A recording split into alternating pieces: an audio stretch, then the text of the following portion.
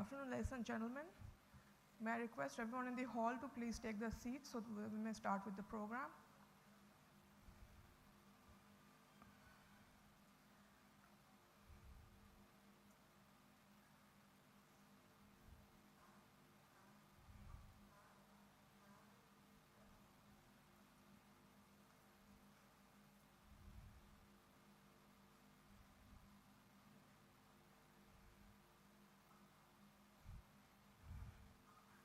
A very warm welcome to everybody in this room. We have a packed hall, which is great to see.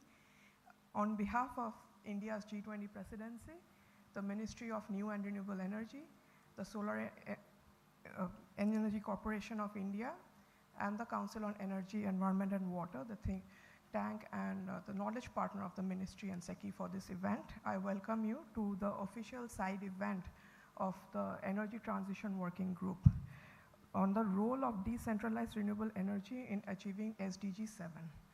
We have a program going up to 5 p.m. today. It's a very, very active schedule with many interesting interactive elements on there. I'm Shubha Raha. I head new initiatives at the council, and I will take you through today's program. So without further ado, I will start. And before I do so, I would also like to tell you that we have an expo of the distributed renewable energy appliances at the Taj Convention Center. So please take time out to see them. We have the end consumers of these solutions who have come all the way here with the appliances to demonstrate how they're using this for their livelihood. And it's very interesting. We have some of them also in today's program to speak with us. But before that, if everybody settle down, can we sort of have somebody settle down at the back? Thank you. And we'll now have our dignitaries come onto the stage. May I invite Shri Bhupender Singh Bhalla, Secretary, Ministry of New and Renewable Energy. Sir, please. Dr. Puneet Kumar Goel, Chief Secretary of the Government of Goa. Shri R.P. Gupta, Chairman and Managing Director of the Solar Energy Corporation of India. Shri Dinesh Jagdale, Joint Secretary of the Ministry of New and Renewable Energy. And Dr. Arunabha Ghosh, CEO of the Council on Energy, Environment and Water. Please join us on stage.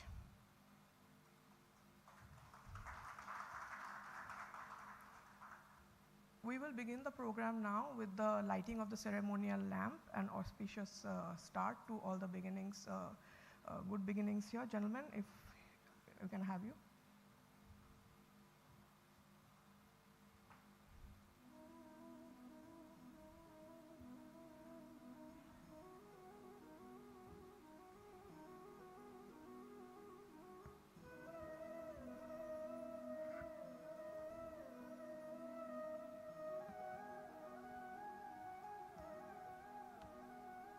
As we light the lamp, let me remind you of the G20 presidency's theme of One World, One Future, One Family, and our theme of Vasudhaiva Kutumbakam, which means the world is one family.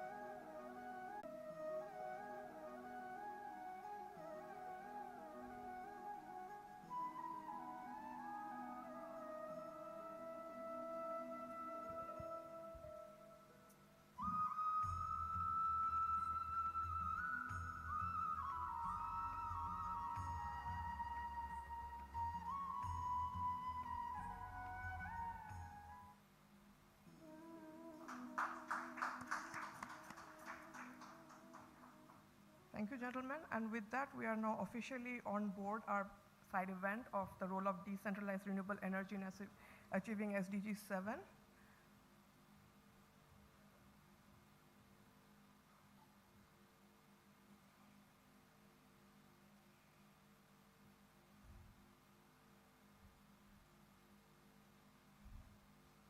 Thank you, gentlemen. The Council with the Ministry of New and Renewable Energy has developed a solar anthem, which is called Suraj Ka Gola, which means the ball of the sun. And now we will take a quick look at this video, if we are ready.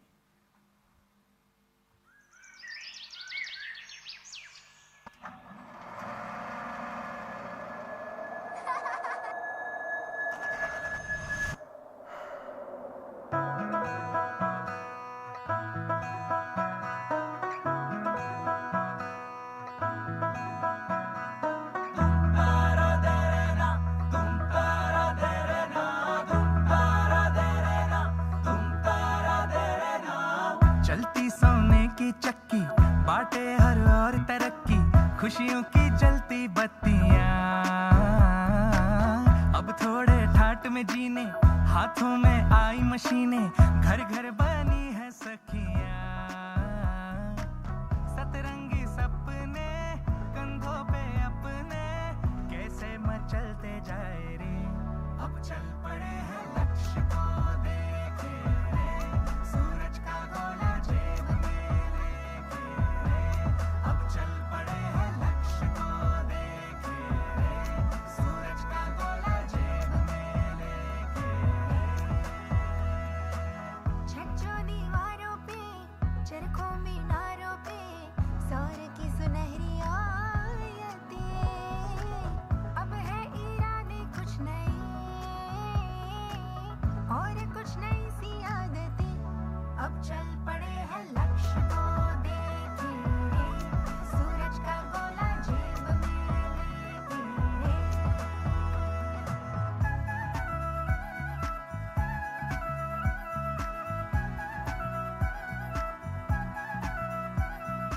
और मन मीते जगत तुझीते, काज से साजरी, पहल की वीणा बाजरी, सफल बन ठाणे विराजरी।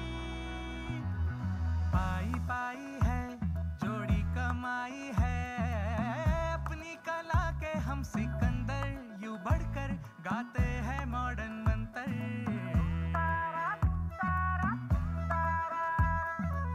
बढ़ती का पहिया भैया अब क्या रुके, सुनने हमारे किस्से आसमां झुके। चल मित्र मेरे आ समय को फेरे, चले वो भी साथ अपने। सतरंगी सपने कंधों पे अपने, कैसे मचलते जाए रे। अब चल पड़े हैं लक्ष्य को देखे रे, सूरज का गोला जेब में लेके रे।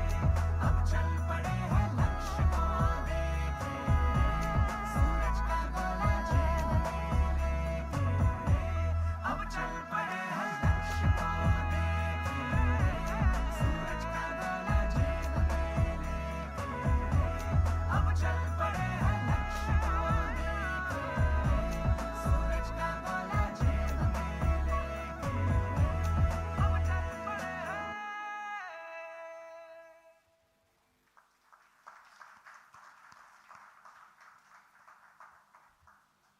We are all duly energized by the sun as much as the solar anthem of India. With that, we have with us today Shri Dinesh D. Jagdale, Joint Secretary of the Ministry of New and Renewable Energy, India. Shri Jagdale has over 30 years of experience in the electrical and renewable energy industry. And as many of us know who have worked with him, he has been integral to the planning, implementation, finance, and administration of India's renewable energy initiatives. And he also plays a very key role in facilitating synergies at the national and international levels in this area. I will request Mr. Jagdale for the welcome remarks.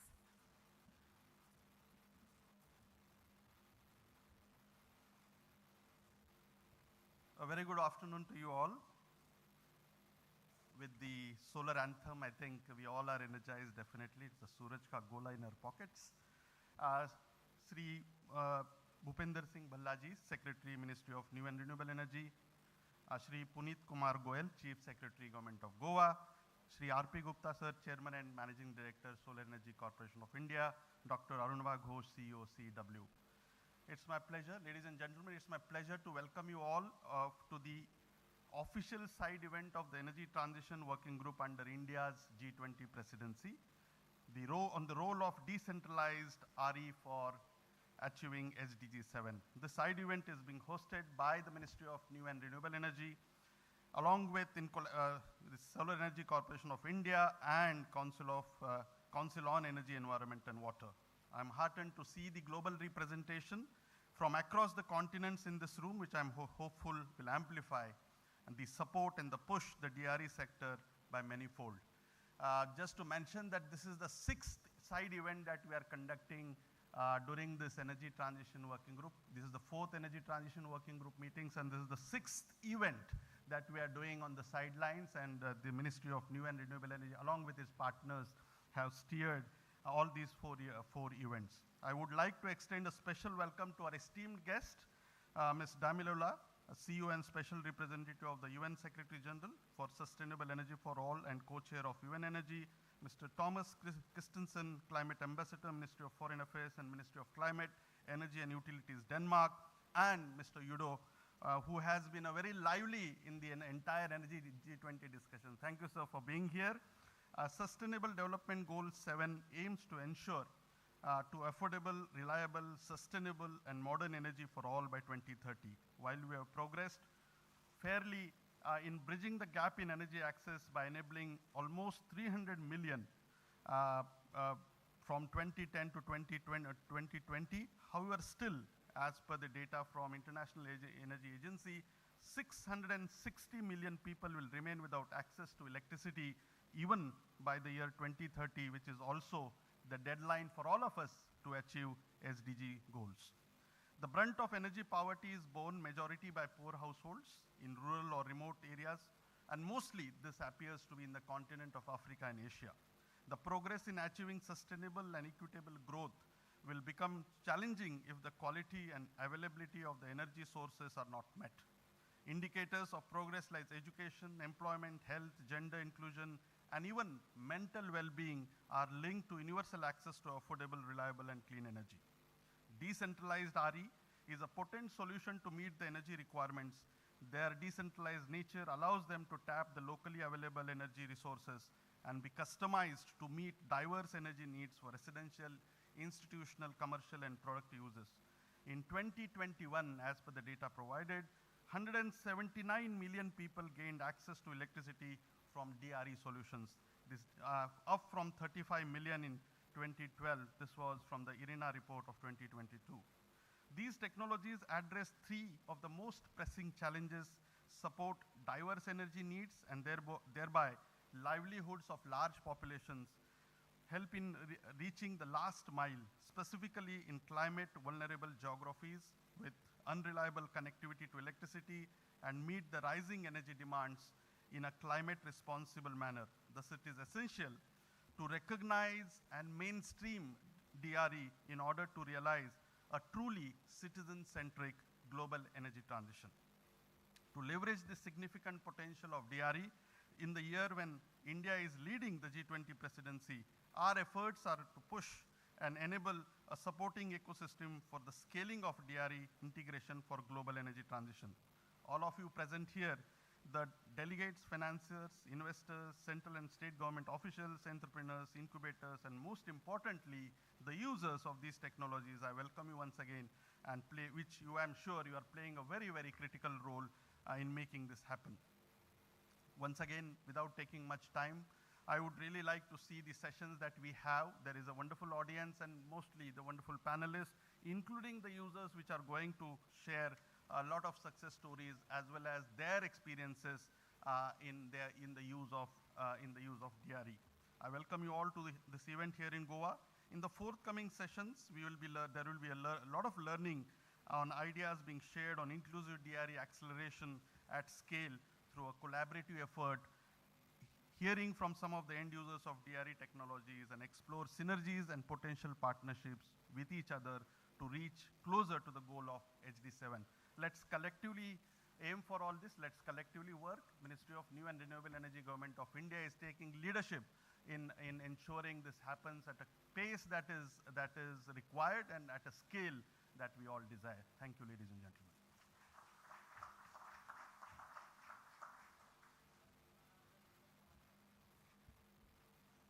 Thank you, Shri Jagdalle, for setting the course of today's events.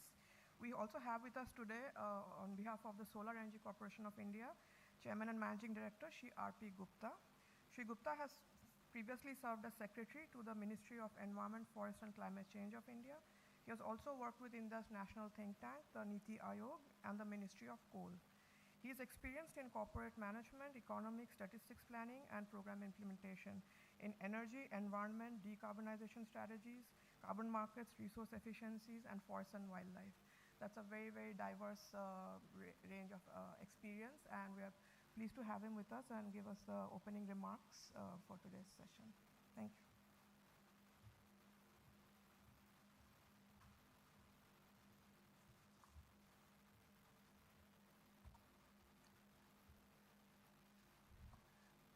Shri Bhupinder Bhalla, Secretary MNRE, Shri Puneet Goyal, Chief Secretary Goa, Shri Ramnabha Bose, CEO CEW, and Shri Sanjay Jagdale, Joint Secretary, Ministry of Renewable Energy, and all the delegates who are present here from India and abroad.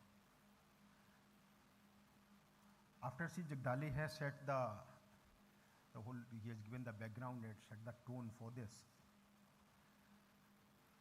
it's very difficult to find out the areas where I can further speak. Nevertheless,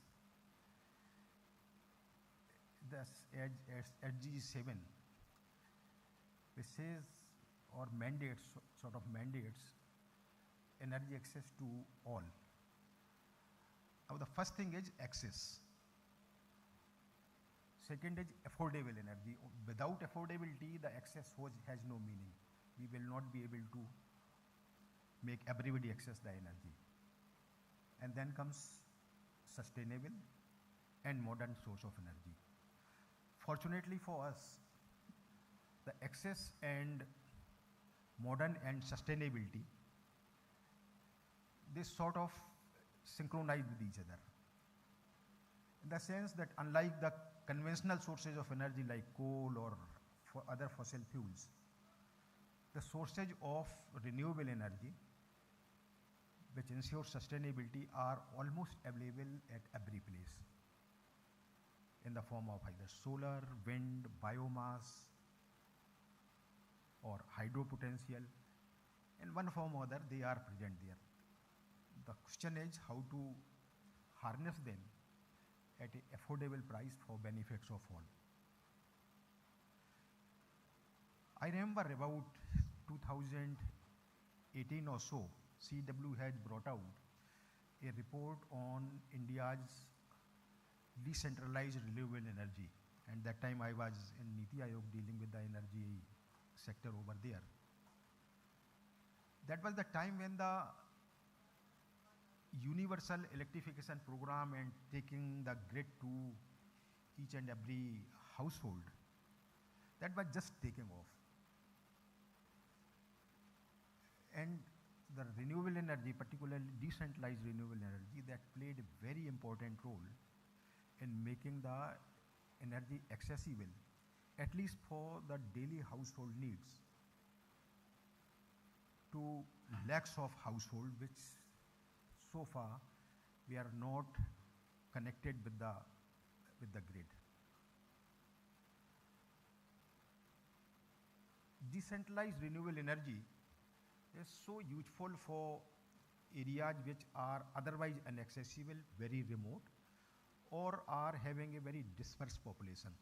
We are taking the grid will have its own cost.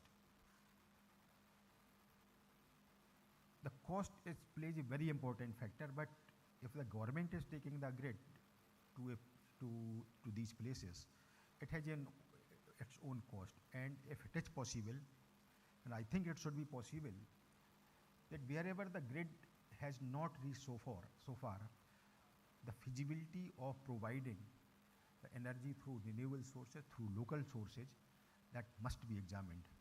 And whatever is being spent on taking the grid to these places, if that is cheaper to be achieved through renewable energy, I think that is the need of the hour.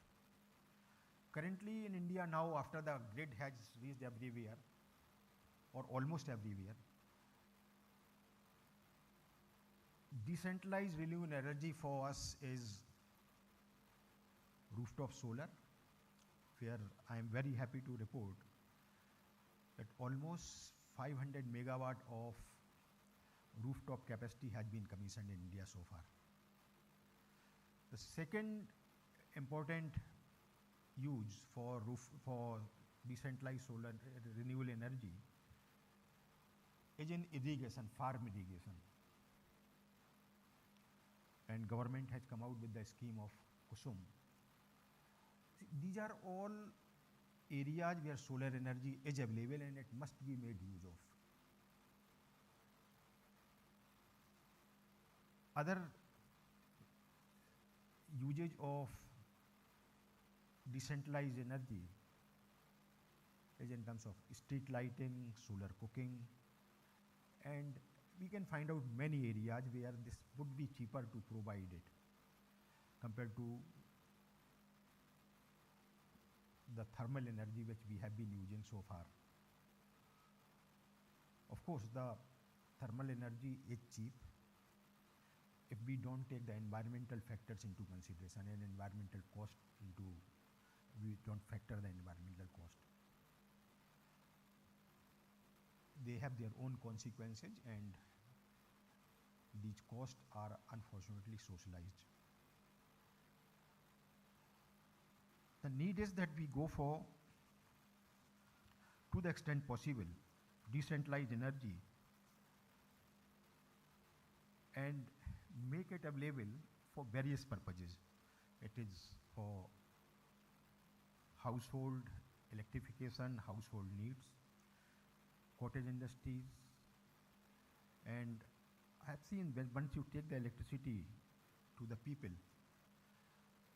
or in the rural areas, on the inaccessible areas, it generates the economy of that particular area, and it has multiple and a number of other benefits which we are not envisaged. But as energy is to be made available, as the number of households over the in all over the globe, they are so far deprived of the energy. This is one energy which will play and has been playing a very important role for providing the energy access at much lesser cost than would be otherwise possible. The challenges which this sector faces are in terms of cost and supporting this form through various means. And I think this is the forum where the different experiences from the country as well as from other countries, they will help everybody arrive to some sort of solutions which will be beneficial and help achieve this goal. Thank you.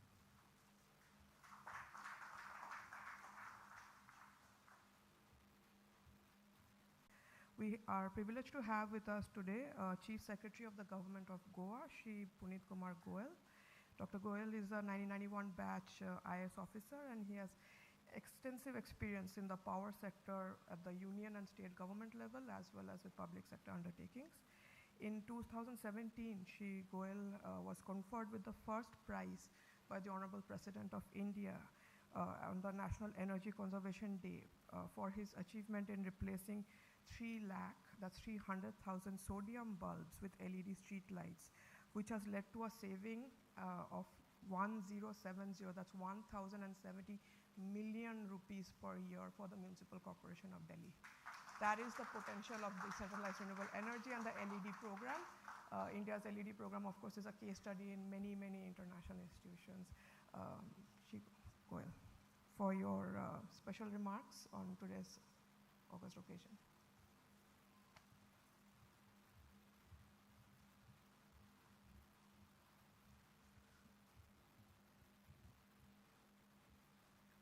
Distinguished guests, ladies and gentlemen, it is a privilege to be here today, second time, in the side event on the role of decentralized renewable energy for achieving SDG 7. This topic is very similar to what we discussed in the morning. In the morning we discussed about solar mini grids and how solar power can help achieve universal energy access. So please bear with me if some of the things which I said in the morning are repeated. We all, decentralized generation, actually sometimes I did my PhD in decentralized generation, and there is a lot of confusion. As a student also, it was a lot of confusion for me to understand what is decentralized generation, because the definition is not available anywhere.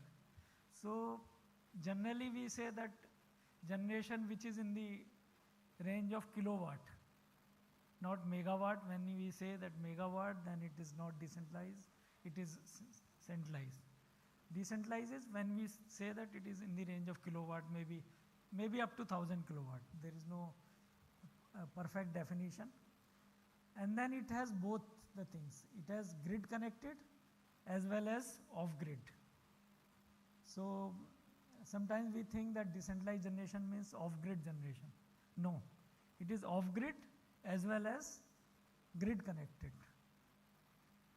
So when we say that what is the role of decentralized renewable energy for achieving SDG 7, one is that we need to reach the far-flung areas. I gave the example of Andaman Nicobar in the morning, where both myself and Secretary MNRE have served at different times. There are more than 500 islands there and 36 inhabited. And on most of the islands, at least till early 2000, it was either DG generation or some solar plants with battery backup. And the cost of diesel generating set, at that time it was 20 rupees per unit, mostly because of the transportation cost. It has now gone up to 36 rupees per unit. Whereas the solar with battery was again about 20 rupees per unit. I think it must have come down to 7, 8 rupees or 5, 6 rupees. So this is what the progress in the renewable energy, because it's all, whatever we may preach about environment, if the cost is not affordable, if the cost is 20 rupees, you and I are not going to buy renewable energy, whatever somebody teaches us about environment. But there is a lot of changes which have taken place since early 2000. And I was in Ministry of Power in 2005, and the solar cost was about 20 rupees. Then I'm happy that Madam Gauri Singh is here, who was instrumental in National Solar Mission, the first tender which came out in 2009. And after the first tender, the prices came down to 12 rupees, then they came down to 9, then 5, and now we are talking about 2.5 rupees per unit. So I don't know whether they will go further down, I don't know what limits, but I have not heard of prices going further down to 2.5 rupees. This is what has led to revolution in the grid connected solar. That's how we have been able to achieve targets of 60 gigawatt grid connected. I think we have already exceeded the targets, and major role has been played by MNRE and Solar Energy Corporation of India. Goa government has also signed many PPAs with the SECI, and the first PPA is we have signed in the country is solar plus battery.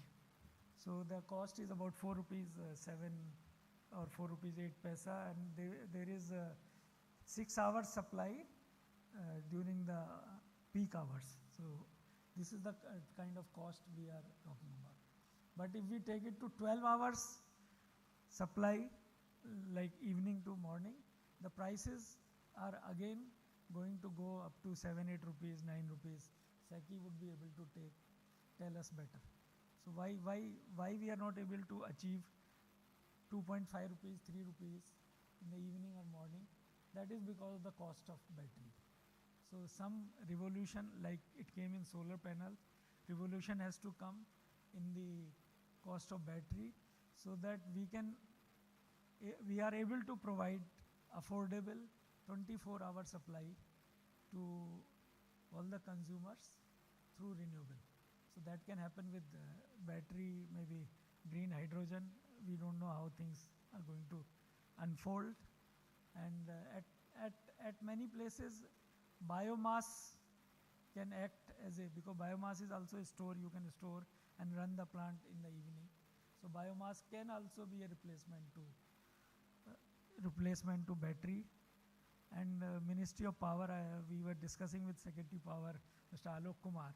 Ministry of Power is trying to work in such a manner that thermal plants, which cannot be shut on or shut off in hours time, they are trying to retrofit that we can provide thermal power in the evening, and daytime solar power can be harnessed. But the biggest challenge, I think, is to have a very cheap batteries, source cheap storage. As I said that we have achieved 60 gigawatt in the grid connected large scale plants. But our achievement in the off-grid solar as well as grid connected rooftop is much below the target which we had fixed. It was 40 gigawatt. We are below 10 gigawatt. So how to achieve that? That is the biggest challenge for all of us, and probably that's why we are here brainstorming. So some of the thoughts I shared in the morning, I would like to repeat. One, of course, is battery. We should have the battery technology which can reduce the cost of the off-grid for the off-grid solar. Second is that we need policies so that DISCOMs are encouraged to announce feed-in tariffs. Only very few large cities like Delhi, etc., they have announced feed-in tariffs to encourage individual consumers to have rooftop solar. But there is an irony that the consumer who is capable of putting rooftop solar or who is capable of procuring RE from outside the state is a high value consumer for DISCOM. This is what we experienced in Goa also. Industrial estates wanted to procure power from outside, but DISCOM, which is a government department, was jittery that if we allow them to procure power from outside, we will lose high value consumers, because they are not only, their tariff is very high because the tariff is skewed. Whoever has higher connection has to pay more. If somebody has a connection of more than 100 kilowatt, he has to pay more than what a connection of 5 kilowatt has to pay. So DISCOM doesn't want to lose these consumers, and their overall consumption is also high, so the overall bill is very high. So DISCOMs have to think that it is a win-win situation, because if they bring RE from outside or if they generate on their own, the burden of procuring power on DISCOMs will reduce. So we have to think, DISCOMs have to think differently, and we need to have policies, and regulators also have to play a very, very important and proactive role in this regard. Apart from that, in the morning we shared two more things. If we are talking about 20 crore, 30 crore households in connecting, having solar PV on their roofs, do we have the capacity? Do we have the manufacturing capacity? Or do we have the service providers? I was told about, I want to share my experience about the LED lights when we replaced in Delhi. 3 lakh lights we replaced. The project period was it was less than 1 year. So the biggest bottleneck was that we were not able to find vendors who will replace these lights. So that sometimes can be a very big challenge. Even if the solar panels are available, who will install these panels on the rooftops? Whether we have agencies who will do O&M. I think the ministries, both the ministries, Power, MNRE, together with the states, have to work to take care of these issues. Then only we will be able to achieve the dream of universal energy access through decentralized generation, whether it is solar, whether it is biomass or small hydro. With these thoughts, I once again thank the organizers for inviting me here to share my thoughts. Thank you.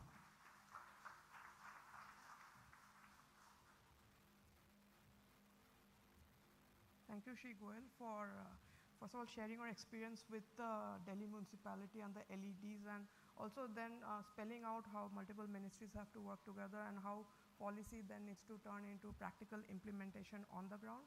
But for DRE, then that presents us with tremendous opportunity in skilling and taking this up on a war footing in the national and international arenas.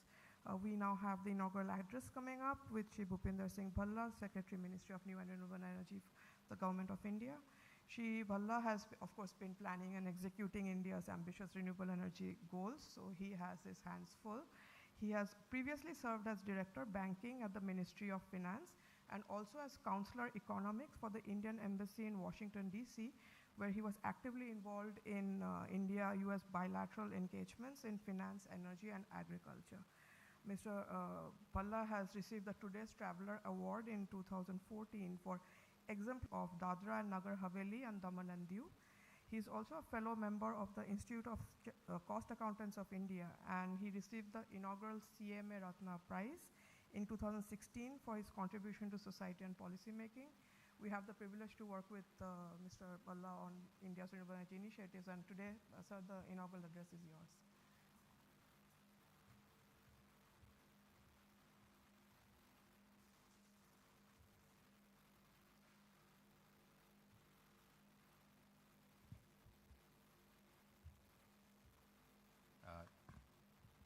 All the dignitaries on the dais, Mr. Puneet Kumar Goel, Chief Secretary, Government of Goa, and himself with a doctorate in DRE,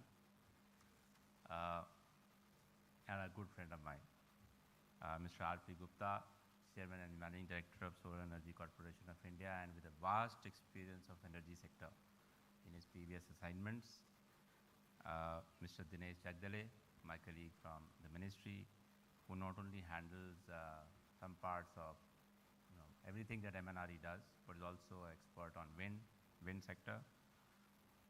And of course, Mr. Ghosh, who we work very closely with in MNRE on various initiatives that we are trying to achieve. All the dignitaries in the audience, other speakers, ladies and gentlemen, good afternoon to all of you. It is a pleasure to be here in Goa.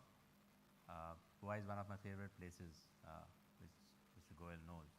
And it's always a welcome change from Delhi, as many of you are aware, I'm sure, and you're also feeling the same. Happy to be here, and I, on behalf of Ministry of New and Renewable Energy, let me again welcome you all to this side event we have the Energy Transitions Working Group meeting going on currently. This is the 4th meeting.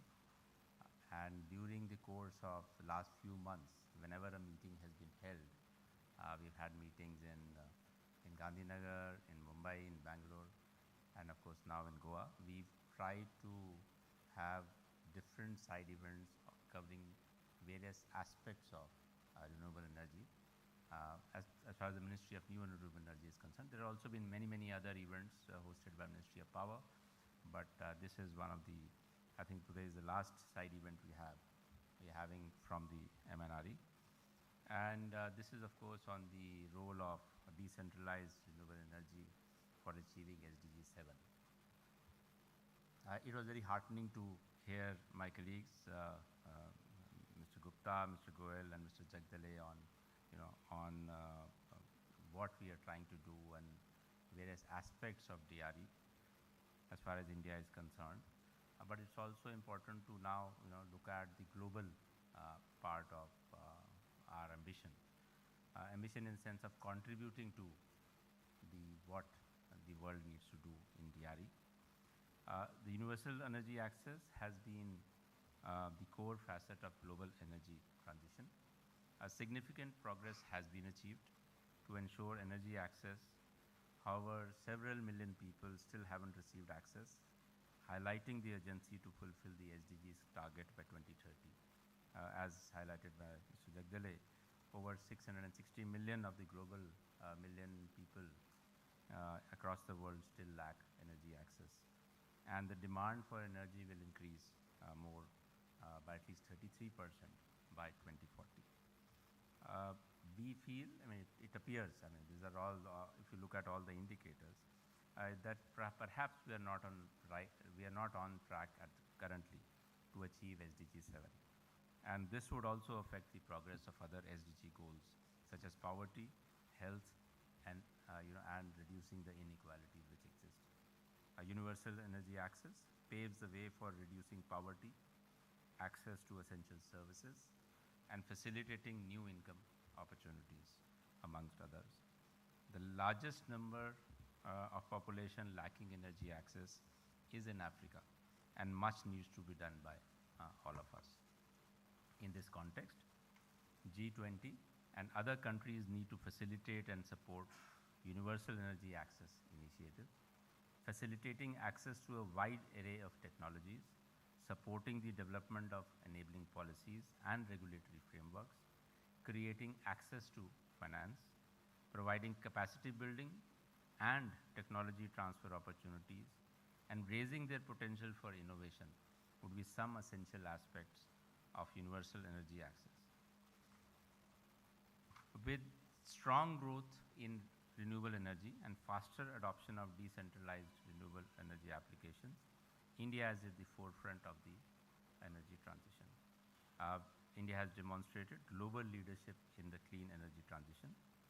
India achieved its NDC commitment in COP26 of installing 40% non-fossil fuel capacity by 2030, 9 years ahead of schedule.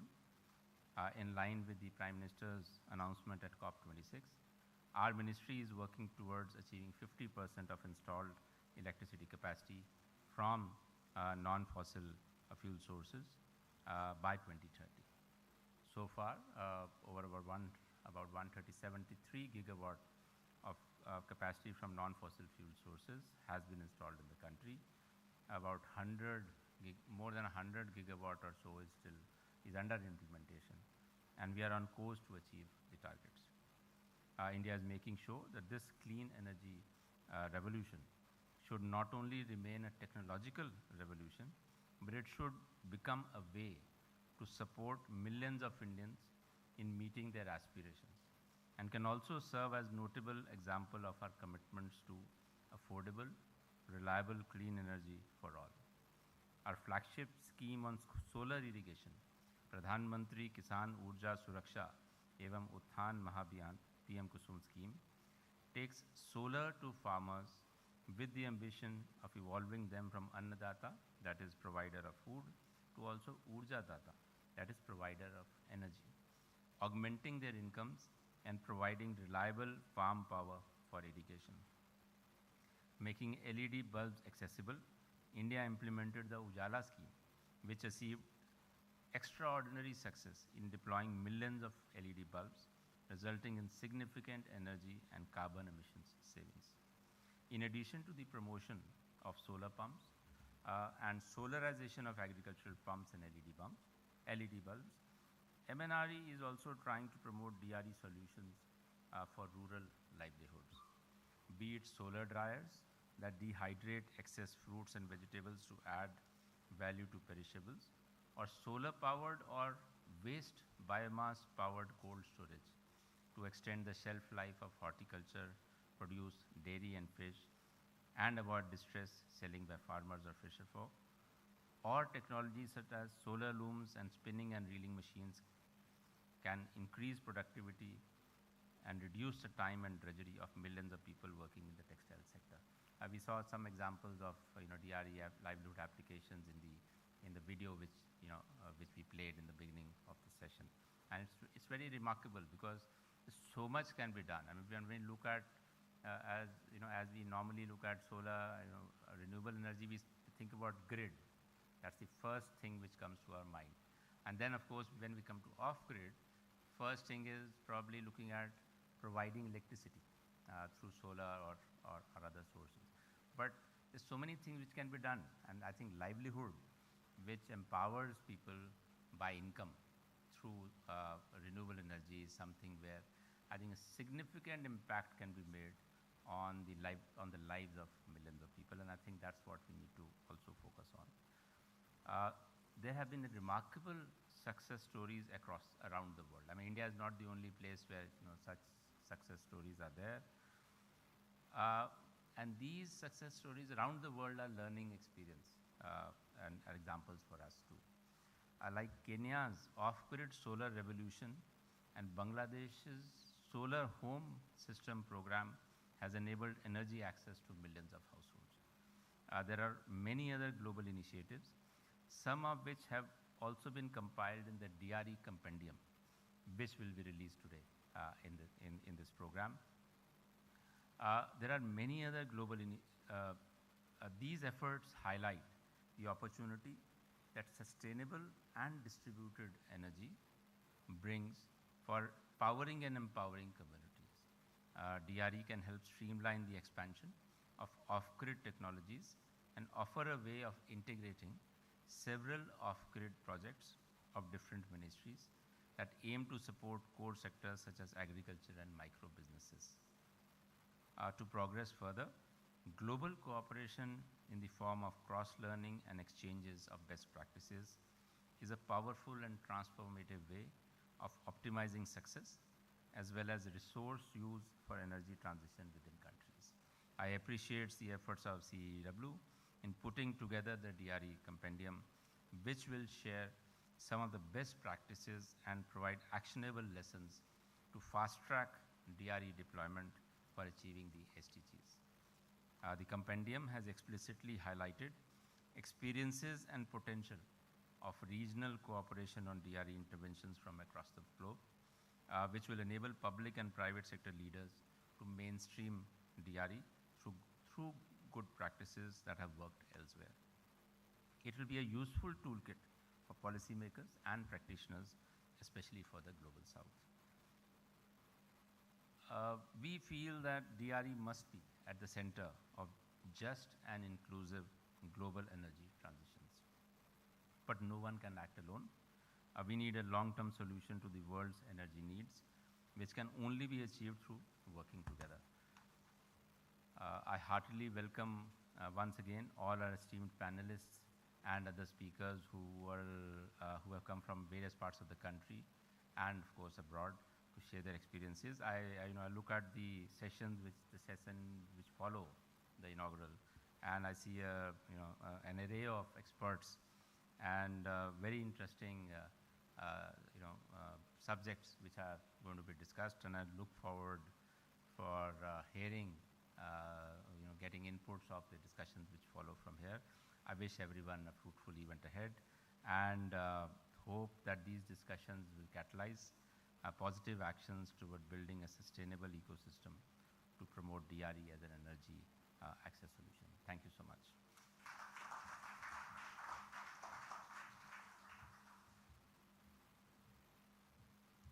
Thank you, Secretary Bhalla. And he has actually perfectly segued us into the next part of this inaugural session, which is the launch of this DRE compendium. The work on this compendium began last year in September, October, when the CEW team took up this project with the Ministry of New and Renewable Energy. And since then, we worked with many, many stakeholders. It's been many months of tremendous hard work, and that has culminated in today's session and the expo that we have.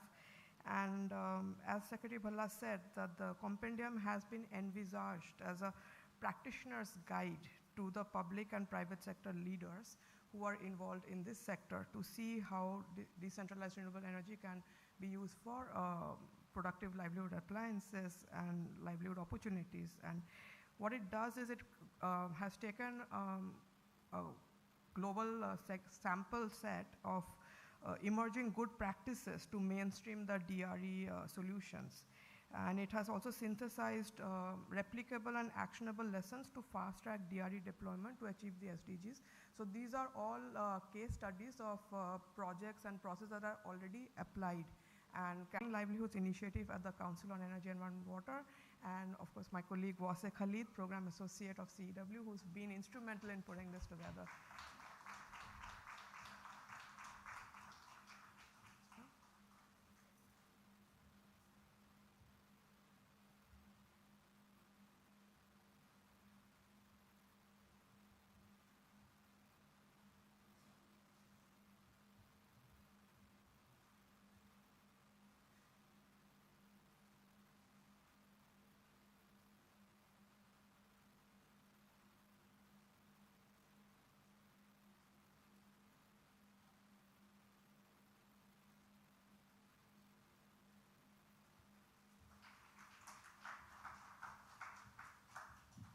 So it was a very proud moment for us to have this official report out of the G20 at the 4th Energy Transition Working Group meeting.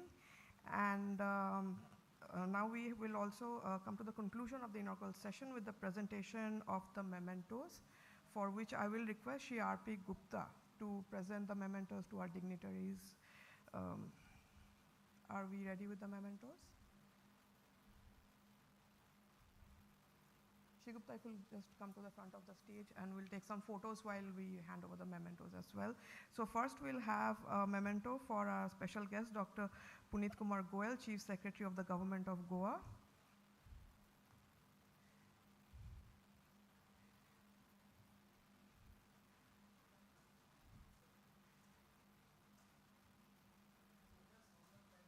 Yeah.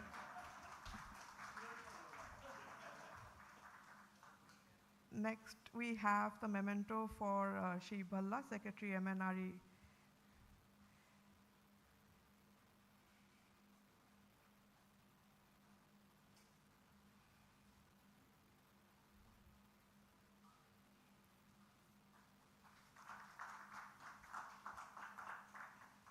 We have next a memento for Shri Dinesh Jagdale, Joint Secretary of the MNRE.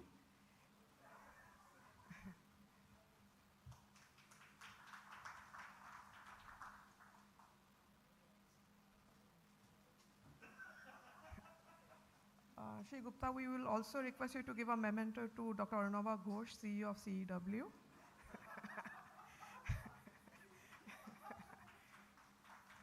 And in manner of reciprocity, Dr. Ghosh, can we have you give the memento to Mr. Gupta?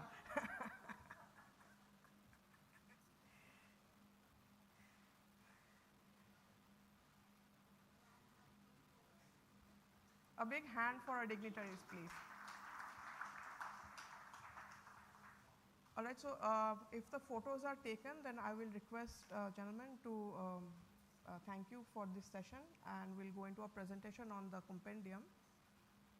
Have we finished the photo? All right, thank you.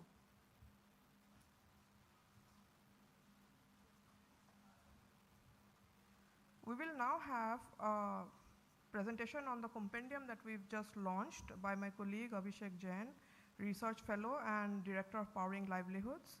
Abhishek has built and leads the Council's practices on energy access, rural livelihoods, and sustainable food systems. He is a director of the Powering Livelihoods program, a $3 million initiative to transform India's rural economy with clean energy solutions. He has co-conceptualized and leads CEW's flagship research effort, Access to Clean Cooking and Energy and Electricity, Survey of States, also called the Access Survey. Thank you, Shiva. Good afternoon, everyone. Great to see you all here. What we have just released is a compendium on good practices on DRE, and we thought it would be a good opportunity to just briefly discuss what it really entails. So the first question obviously that comes is really what is this compendium and why did we did it? So to put it simply, this is really a practitioner's guide for leaders in the public and the private space who are trying to embrace decentralized renewable energy. And it kind of assimilates some of the good practices that have worked country after country across the globe, and what can we learn from those existing case studies So it looks at how do we enable better policy environment, how do we have a better engagement with the community when these solutions are being deployed on the ground, how do we ensure financing for these solutions, that's the biggest ingredient that we need, how do we enable a thriving market ecosystem, and how do we create a conducive environment for innovations. So just a bit of behind the scenes, we looked at about 120 plus cases across the globe, both from the global north as well as the global south. Through a multi-stage sort of shortlisting, we eventually deep dived into about 27 of them, representing several continents across the globe, several countries, more than 27 different countries that we looked these. And it also covers different kinds of technologies, from solar, thermal to solar PV to wind to biomass and many other. Now let's dive into enabling policy environment. What we look at here, and you'll see this thread across some of these emerging lessons, that this may sound quite obvious to you. But I think the biggest underlying message is that sometimes the most obvious thing is the most difficult one to do. And that's why it is important to reiterate, and especially if you are moving first time into the space. As many leaders in the public sector do come and start embracing DRE. So first thing is, like, formulate policies which enable long-term certainty to the market. A long-term vision does help the private sector participation to come in. And we saw a great example among several others of this in a municipality in Denmark. This particular municipality back in 2014 itself said that we want to be net zero by 2030. And as a result, both public and private sector jumped in with their investments. And just by 2020 itself, they enabled a 45% reduction in the municipality's carbon emissions through the use of solar thermal. The next is, while you have the long-term vision, keep it adaptive because the market evolves. And it is also equally important to bring in some legislative backing behind these targets. The moment you have a legal backing, a legislative backing, the actual implementation of these interventions really fast track on the ground. The next lesson is really to ensure a closer alignment between the federal and the regional governments so that the policy vision actually translates in the implementation well. And here we saw a very interesting example from India itself, where one of the states in India, Chhattisgarh, did a phenomenal job of solarizing almost 1,500 healthcare facilities. And they did it in close alignment with the national government, the National Health Mission. So a convergence not between the departments, but also between the center and state that led to this phenomenal achievement. And similarly, you also see that the capacity at the state level, at the provincial level, needs to be built as we do these implementation. And finally, the big learning was around how do we ensure the sustenance of these solutions on the ground, and policy can play a role through the technical frameworks as well as regulations that can help ensure quality in the long run. Next, we move on to the community engagement. Now, when we talk about community, designing with and for them has emerged as one of the important learnings. We saw a very interesting example of this from Indonesia, where bamboo-based biomass projects for providing electricity in the community has had a very interesting engagement with the very community to whom they were serving. The community was actually planting bamboo, which was becoming a feedstock for the plant. And in return, community was actually making incomes out of the same electrification project that was providing them the electricity. So the developer ensured a long-term supply of the input and the fuel, and the community ensured that they are actually generating livelihoods even while the energy is getting generated. We also saw that engagement with the existing community institutions, let's say a farmer-producer cooperative or a federation of the women self-help groups, does help you take this solution, take the community along with you a lot more easily by engaging with these institutions. We also saw that having communities getting engaged in the operations of these interventions also help create a greater sense of ownership. And a very interesting example of this came from South Africa, where one of the housing energy efficiency projects actually engaged the local community as installers, as technicians, helping create a much larger buy-in for the project. And finally, it is also equally important to invest into community's capacity, the skills, capacity of the community to not just create more job opportunities for them, but ensure the long-term sustenance of these solutions on the ground through the way of management and maintenance. Coming on to the finance, which I said is a most critical enabler in scaling DRE and mainstreaming DRE solutions, we saw that targeted financial support coming from the public sector as well as the international grants does help kick off these projects in a significant way. Otherwise, the private sector remains on the fence in terms of deploying money into these solutions. We saw a great example coming from Nigeria on this, where we saw that the electrification program of the country had a dedicated component on hybrid solar mini grids, which used very interesting financial instruments, be it performance-based grants or the least subsidy approach, to actually attract more and more private investment with minimal public money going into these programs. We also saw that there is a range of capital which is out there, and that need to be tapped in synchronization with each other. Only public money will not take us that far. Only private money will not be unlocked. But the moment we bring different kinds of capital together, that blended finance plays an important role in scaling these solutions up. And finally, rooting these financial solutions into the local context does help a lot. And here, no better example than Paygo's story of Africa, and here particularly of Kenya, where companies like M-Copa and others have had now million+ users adopting distributed renewables because they have managed to create payment ecosystem which is in line with the cash flows of the user. So pay as you go, as most of you may be already aware, has become that one significant win for Africa in many ways. Next, coming on to the thriving market ecosystem, how do we get more and more private participation in the space? One thing we learned across the case studies was leveraging DRE as a job engine. It does not only create community buy-in, but also creates macroeconomic buy-in for DRE. And how do we also play on the strength of the existing ecosystem? What kind of value chains already exist? Can we leverage those to further DRE solutions? And here we saw a very interesting example coming from Mali, where the local value chains, local micro entrepreneurs were leveraged to further DRE solutions on the ground. To enable skilling, which led to more than 17,000 jobs created under the biogas program. Last but not the least, how do we create a conducive environment for innovations? Here we saw a couple of emerging learnings. One, again, the public support becomes integral to unlock innovations on the ground by creating a conducive ecosystem. And second, cross-country partnerships have an important role to play, be it between the public sector, be it between the private sector, but they have enabled very interesting innovations on the ground. And one such example is the Ujala scheme, which many of you might be familiar. It is the LED scheme of Government of India, which enabled LEDs at a fourth of the price of what they were before the scheme came on board. And one interesting cross-country partnership was that India took this learning to Malaysia. And Malaysia started a couple of years ago running a very similar program on LEDs. And they have already brought the LED prices down by a third, following some of the footsteps of what India did. Finally, what are the key takeaways with which I would like you to sort of leave the room today? One is that DRE, we know, has been emerging as a resilient and cost-effective approach, some of the least cost-effective solutions that can provide the rapid electrification needs across the globe. It is also clear that DRE is no more just about a charging point and a light bulb.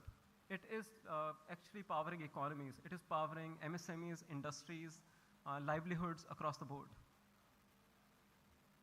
We also see that an ecosystem has to be created, and the public financing plays a very important role in creating that ecosystem, be it on early innovations, be it on creating the market, and so on.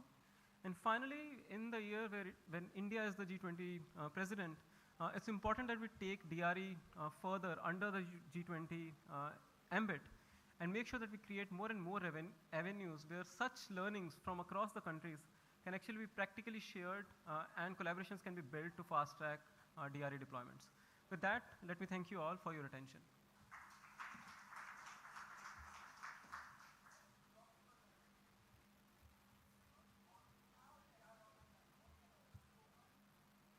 Thank you, Abhishek, for that presentation.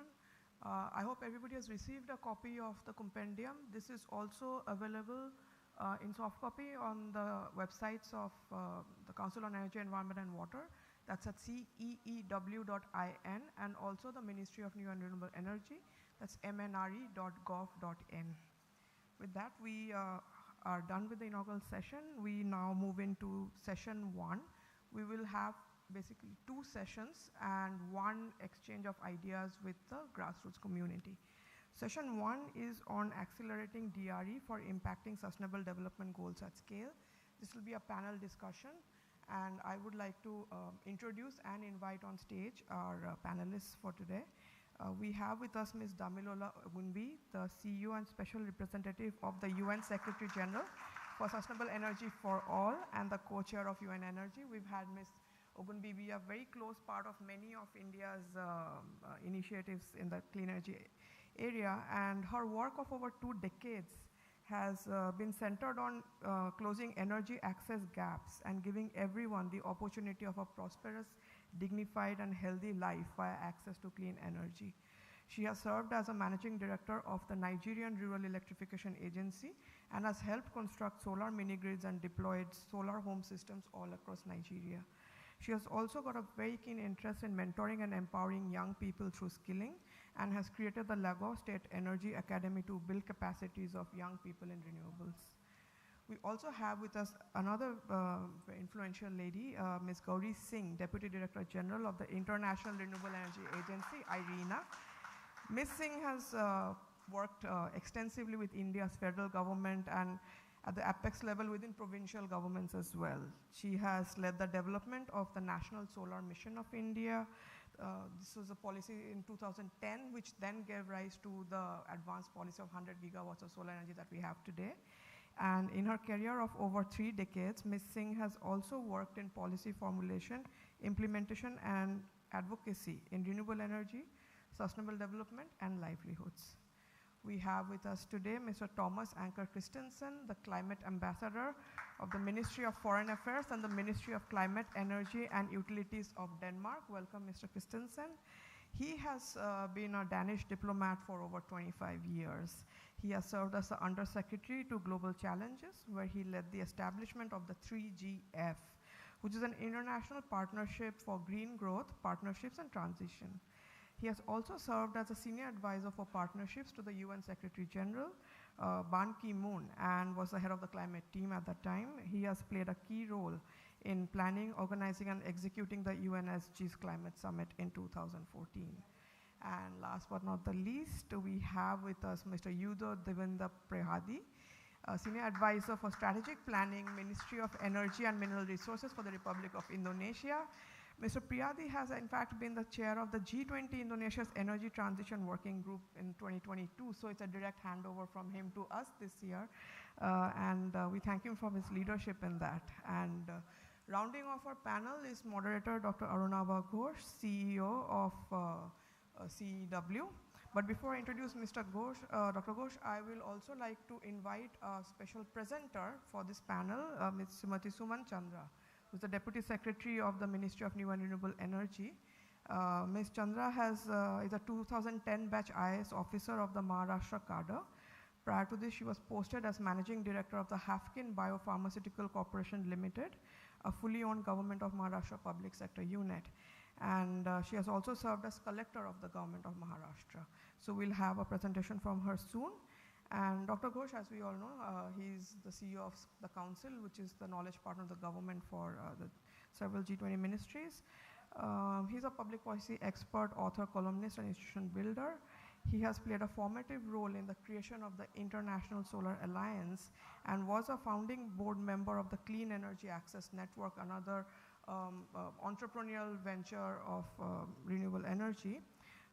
Dr. Ghosh serves on the Government of India's G20 Finance Track Advisory Group and advises 10 ministries for the Sherpa Track. He's a member of several international expert advisory groups, including the UN Secretary General's high-level expert group on net zero announcement by non-state actors. He's a vice chair for the UN Committee of Development Policy, and he's also on the Global Commission on the Economics of Water. He has previously worked in Princeton, Oxford, UNDP, and at WTO. Dr. Ghosh, if you're ready, I will ask you to take us through the panel. So we have about 25 minutes for this. We're running a little behind schedule, so, sorry? So much presentation? Yeah, we'll go right into that then. So we have now a context presentation by Deputy Secretary Suman Chandra. So if we have the presentation,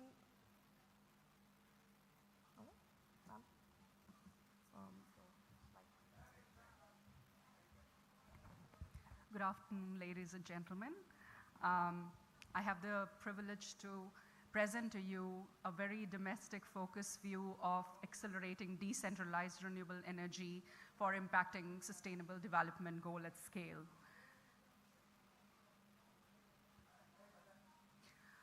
Through the presentation, I'll be taking you through the overview of DRE along with how it is important to accelerate different SDGs.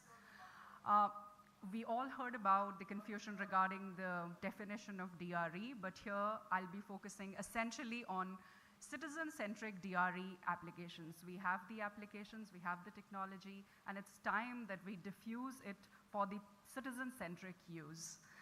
We have different examples of DRE technology. The global examples were deliberated by the previous speaker, so I would not really dwell on that much. This is a compendium of DRE applications that are currently in use in different parts of India in different sectors like vertical farming system, irrigation, fish and aquaculture, cold storage, rice milling, millets, pulses processing, horticulture, etc. So you can see wide array of applications ranging from agriculture to post-harvest to storage to industrial use to MSME use. And as Abhishek rightly said before me, that DRE is not just lighting a lamp. It's much more than that. It's powering livelihoods today. And that is something that we have to segue into as we discuss on this panel. While we are focused on SDG 7, that is accessible, affordable, clean, modern energy, I feel that without building synergies and partnerships which are covered under SDG 17, we cannot achieve Goal 7 as well as the climate action goal of Goal 13. What is needed today for accelerating DRE for impacting SDGs? I would put it into broad buckets of innovative solutions, enabling policy framework, mobilizing finance and investment, strengthening capacity building and taking it down, de-jargonizing the narrative, and engaging with stakeholders by building their capacity. We have currently one of the largest agriculture sector scheme, PM Kusum, which is running in India, which is aimed at de-dieselization of agriculture sector in India. As we are aware that huge amount of subsidy is routinely paid in the agriculture sector, and that goes into the powering of the energy for the agriculture sector. And one of the major aim of PM Kusum is to dieselize the irrigation in the agricultural sector of India and also empower the farmers by having another source of income through the solar installation of the solar power plants. We had the privilege of benefiting from the analysis which CEW initially did, and we revamped the PM Kusum scheme. We identified that there were key problem areas like land not being available for the solar power plants, and we addressed them through land aggregation model, which shortly is coming into the guidelines. We also found the need and merit of having strategic partnerships, so we are partnering with primary agricultural credit societies who are also the levers of change and power in the agricultural sector. So we are making them strategic partners for the implementation. We also found that finance is a big challenge in the implementation of scheme like PM Kusum. So we are initiating this entire drive of capacity building of bank and making them understanding the need of financing schemes like PM Kusum. We, in the morning session, also spoke about agricultural PV and how it is important that we should be looking at agri-PV given that there is a competing pressure on the land now for both producing food as well as meeting the energy needs of the growing population of India. So this is something whose time might have come, but we are taking this with a pinch of salt and gradually moving towards it by proving it via pilots and scaling those in areas where it is most needed. It's not that DRE applications currently are not in existence through the various ministries of Government of India. There are efforts in between which are happening, and these are some of the efforts in different ministries that are currently in vogue. As we have been highlighting agriculture and pharma, I would like to highlight textiles here, which has tremendous opportunity to hire a lot of women and provide employment to women. We also have a concept of neutral carbon villages, which is run by the Ministry of Panchayat Raj. And this initiative is essentially powered by different DRE applications. So looking at all the challenges and barriers to scaling DRE, we identified the technical challenges, regulatory challenges, financial constraint, and lack of awareness can be addressed in a very holistic framework. And thereby, MNRE came up with this framework of promoting DRE, which is essentially based on consultative model, where a draft consultation was done and the final framework was developed. The objective of the framework is essentially to leverage the existing knowledge partnerships that we have, and essentially the network of state implementing agencies that are in place who are acquainted with the renewable energy sector and can be key players in deploying renewable DRE at scale in the field. The key components of this framework is interministerial coordination, pilots and demonstration, access to finance, skill development, and information, education, and communication activities. I leave the panel with these 3 points to discuss on. What are the challenges which can be addressed in forming collaborative partnerships that is highlighted by SDG 17? What are the opportunities for accelerating DRE which are critical to meeting our energy goals as well as climate action goals? And what is your call of action for policymakers, investors, stakeholders to support and prioritize DRE? And I wish all the panelists best wishes for accelerating DRE to have a significant impact in achieving SDGs. Thank you. Thank you so much, Ms. Chandra, for that exposition of what are the policy innovations and market and business model innovations underway in India. So let's take that lesson or experience from India and let's take it to the world.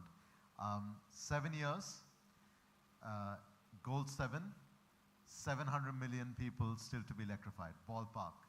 Now let's do some basic arithmetic. That's 100 million people per year. That's about 8.3 million people per month. Effectively, that boils down to about 11,500 people have to get access to electricity every hour from now until 2030. So Damilola, your homework is well cut out. And the question I have for you, Mr. Gunbi, is what do you want to, in order to drive this incredible pace of growth in delivering on SDG 7, what do you want the role of distributed renewables to be to deliver at that scale and at that pace? That's not challenging at all. So thank you very much. I think to put it in context, you have to recognize that point first is globally we have to see this as an emergency. And unfortunately, we don't. It has to be at the scale of our climate challenge, and people have to recognize that this is one of the key things that we need to do to solve our climate challenge. And that is why the role of DRE is just so critical. I think in other terms, people see DRE as a few light bulbs instead of ways for productive use, healthier people, economic growth, GDP growth, and reducing the reliance on fossil fuel and also cutting down trees, which causes climate change. For this to happen, we have all the technology that we need. So I get very frustrated when people say, when this new technology will come in, all the technology exists, it's here. What we don't have is the right amount of financing and the types of financing that's needed to drive these different business models. I would even argue that we have the capacity as well, because it's a business. People will thrive to do these things once the opportunities have been laid bare. Installing these systems are also much easier these days, and it is also one of the few technologies that can be put almost everywhere that you need it. So for me, it is about the investment, which is a huge amount of investment, but it's nothing compared to what we're investing in what we call climate-friendly technologies. And we have to put people first. as well. We have to recognize that this isn't about nice to have, or electricity is a nice to have. It's actually the difference between life and death for a lot of people in a lot of countries as well. So putting that urgency.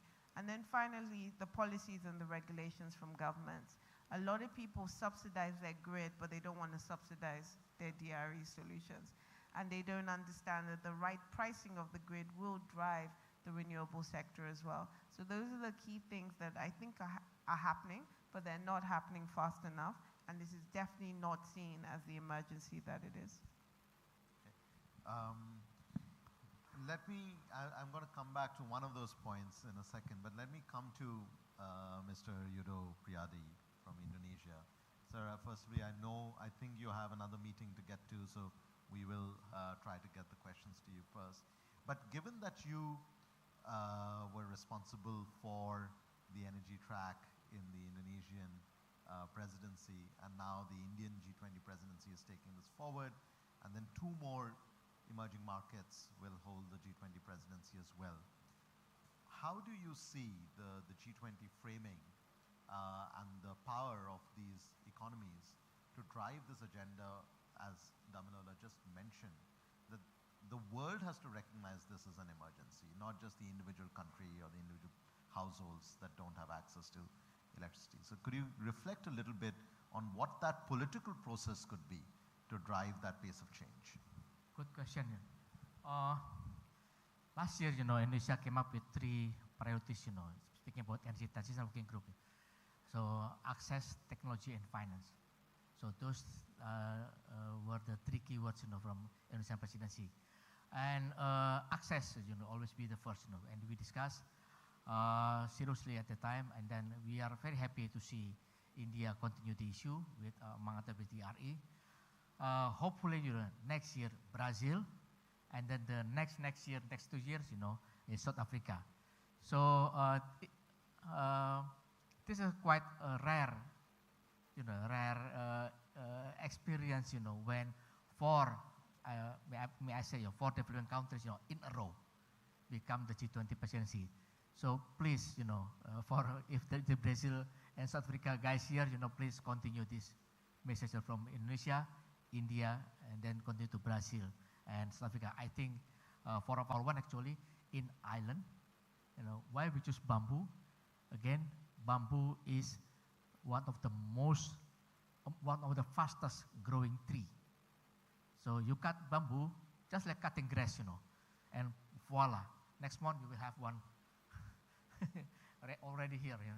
So that's very, very quick, That's why we choose bamboo for islands with a certain arrangement that can support. We can do. I think every country have their unique path. Their own system, culture, as well as norms. We can find the best way to promote this. But again, bottom line, please, we do hope Brazil and South Africa will continue. And so far we very convenient, very confirm, that they will continue this issue. So hopefully G20, the largest economic group on earth, still continue on energy access. Supporting Demola 2030. You said the global crisis, something like that. Yes. Oh, that's very true. That's very true. Okay, all right. So the weight of the collective G20 is behind this goal, but we'll see whether it translates into action. Let me turn to Ms. Gauri Singh. As was being mentioned even in the inaugural session, you have been instrumental in creating a market that didn't exist in a way, and then kicking off the Indian National Solar Mission. And Start by just saying a few things around the misconceptions around DRE. What you normally hear is we're talking about these 5 kilowatt, 10 kilowatt, 15 kilowatt systems, and no one's really interested. You feel that this is such a disaggregated market that there's not too much interest coming in it. Now, if you're looking at a lot of countries in Africa, and let me look at the example of Uganda, for example. When the energy officials would look at what they need to do, they probably say we need about 1 gigawatt of renewable energy generating capacity to come into our grids. But the fact is that you actually might be in a situation where your generating capacity is more than your transmission capacity, which means that if you are looking at a distribution of say 600 or 700 going into the grid, but looking at 200 or 300 megawatts coming into the decentralized sector, then suddenly this sector becomes extremely attractive. And how does it become like this? Because we have been discussing this with Dr. Modi and University of Columbia, and he did a aggregation of what it might take for the maize grinding mills to go from inefficient diesel sets to efficient solar backed power. And this won't happen in a business as usual case, because they won't convert it at 36% interest, and there's no real incentive for that. But when you aggregate those together, suddenly you're looking at a market of about 100 megawatts, and it becomes attractive. It becomes attractive for any developer to look at it in a very different way. So I think the first thing that needs to be thought of is any policy for DRE has to give space to aggregators, because that's the only way that the scaling up can happen. The second thing I think which is very important is that, I'm really glad that the goalpost has shifted for countries like India, where we've gone from every household being connected to now looking at how do you replace these small gen sets, the diesel sets that are in the market. And till such time gen sets are still being freely available and a marketable commodity with the companies thinking it's an attractive market, I don't think we've reached the SDG 7 that we want to reach. So that has to be something that we need to be mindful of, that it's not lights, and I think everyone said that. It has to be also replacement of these large number of gen sets that we operate. I think it's equally important to also look at any policy framework, not driven by only Ministry of Energy, but in coordination with Ministries of Agriculture, with Ministry of Education, Health, and maybe Rural Development. And I'm glad Suman brought that out, that it is not, and when you have such a spread of different ministries at governments looking at it, then it becomes no one's baby. So you need to have that coordinated approach, because whether we like it or not, energy transition is all about having a coordinated approach, economy-wide approach. And that's the paradigm shift that's happened. So it has to be something that brings in all these stakeholders, even in the government, together to come together with a coordinated approach. And finally, I think, what I'm very upbeat about is that a lot of countries, a lot of strong donor countries are now looking at adaptation finance very actively. Right. So while the larger utility scale would be mitigation, I think, thankfully, not thankfully, but maybe, this is fairly gray as to what counts as adaptation. If we can pitch this sector, which is productive use, which is really empowering the communities to become more climate resilient, so you have co-benefits of mitigation along with making these communities more resilient. I think that's really a good case for adaptation finance, and that can really unlock a lot of monies. Exactly. If we can present it not just as mitigation versus adaptation, but resilience of the communities, of the households, and give them that agency. But both you and Mr. Gunbi have raised this issue that often when we say DRE, there's this image of a tiny thing somewhere, an afterthought even in our consciousness. 6 days ago, India launched a rocket to the moon. And it just struck me that one of the most one of the earliest applications of distributed renewables is satellites.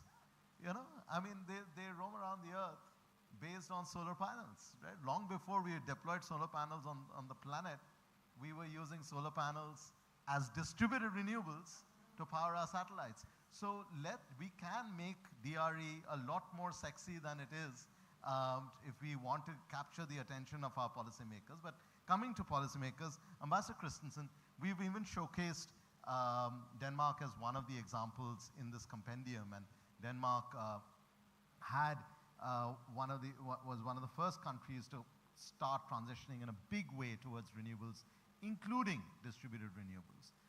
Could you reflect a little bit, especially on the early days of that transition? It's very easy to say there was a strategy after the success, but when there are doubters, what was there in the policy framework, in the market design that allowed you in Denmark to scale DRE up? Thank you for having me, and I'm learning a lot more listening to everyone here than I am by talking here, so I will try to be very brief because I mean, just the examples from Maharashtra were, mind-blowing. India is taking leaps ahead of everyone else in terms of actually rolling out the DRE at very, very local level. And I mean, when Damilola, when you say that we have all the technologies we need, I agree with you to a certain extent, but to see the inventiveness and the innovation that goes into creating micro solutions for all kinds of everyday situations for people and citizens and farmers, I mean, that is the next level. Arunabha, I mean, in Denmark, I don't think we ever got to that level of granularity. I'm not even sure we're there yet. What we did do, as you referred to, is to start out on that journey of distributed energy, where we, just like India, had our country powered by thermal power, centralized power, coal, and then gas. And then we started shifting our regulation, allowing for people to set up a wind farm or a solar farm and grid connect it, and allowing them to sell it, also the energy, back to the grid. And over time, that then emerged into a much larger scale of local power generation that now is the backbone of our energy system. So we are closing our last coal-fired power plant within the next 3 to 4 years. I think we have 2 left. And then our energy system will be based on a combination of local solar and wind, and then large-scale offshore wind farms. That, in a way, the offshore wind farms are then the large energy creation capacity that we have. They will be the backbone of our system. Some people think that you need fossil fuels or nuclear to have a base load in your system. We won't have that anymore. We are today already, on average, at about 70% of our energy from renewable energy. We believe, our engineers believe, that it is absolutely possible to operate an energy system on distributed energy. But of course, you need a distribution that is wide enough, and India is a big country. And when I heard the minister from Goa talk before about the regulatory complications in India in terms of transporting power, selling power, buying power, it seems you still have something to work on here, because seen from the outside, you would think that a country like India should work as one market, where you could actually distribute the energy and sell it and buy it, and you have offshore wind in some places and hydro in other parts, and then solar in others, and in a way, for it to be efficient, you need to operate the whole system at one price. And that is, of course, where the distributed DRE meets the centralized power system management, and that is still quite a journey to get there. I'm fully with the Africa approach here, that there you probably have to start village by village, you have to go local, you have to build it up from the bottom up, because if you start by having a big vision of a centralized system, you will probably never get there. That will be sort of your major impediment. But I think you need, in a way, technical assistance through the regulatory frameworks, the pricing, the incentives. Then you need the right financing mechanism, as Damilola was saying, including the risk management of it. And then you need the marketplace for the private sector to come in and basically invest and be citizen-driven and investor-driven and create the solutions on the ground. I think with that sort of combination, you are pretty well off. Mr. Priyadi, if I could come back to you, because earlier in the inaugural, Mr. Goyal from the government of Goa was talking about also, and I think even Secretary Aminari referred to the Andamans, which are the island chain that India has in the Bay of Bengal. And in fact, from the very bottom tip of the Andamans, on a very clear day, I think you can see the tip of Aceh on the other side. But if there are 500 islands in the Andamans, you have 17,000 islands in Indonesia.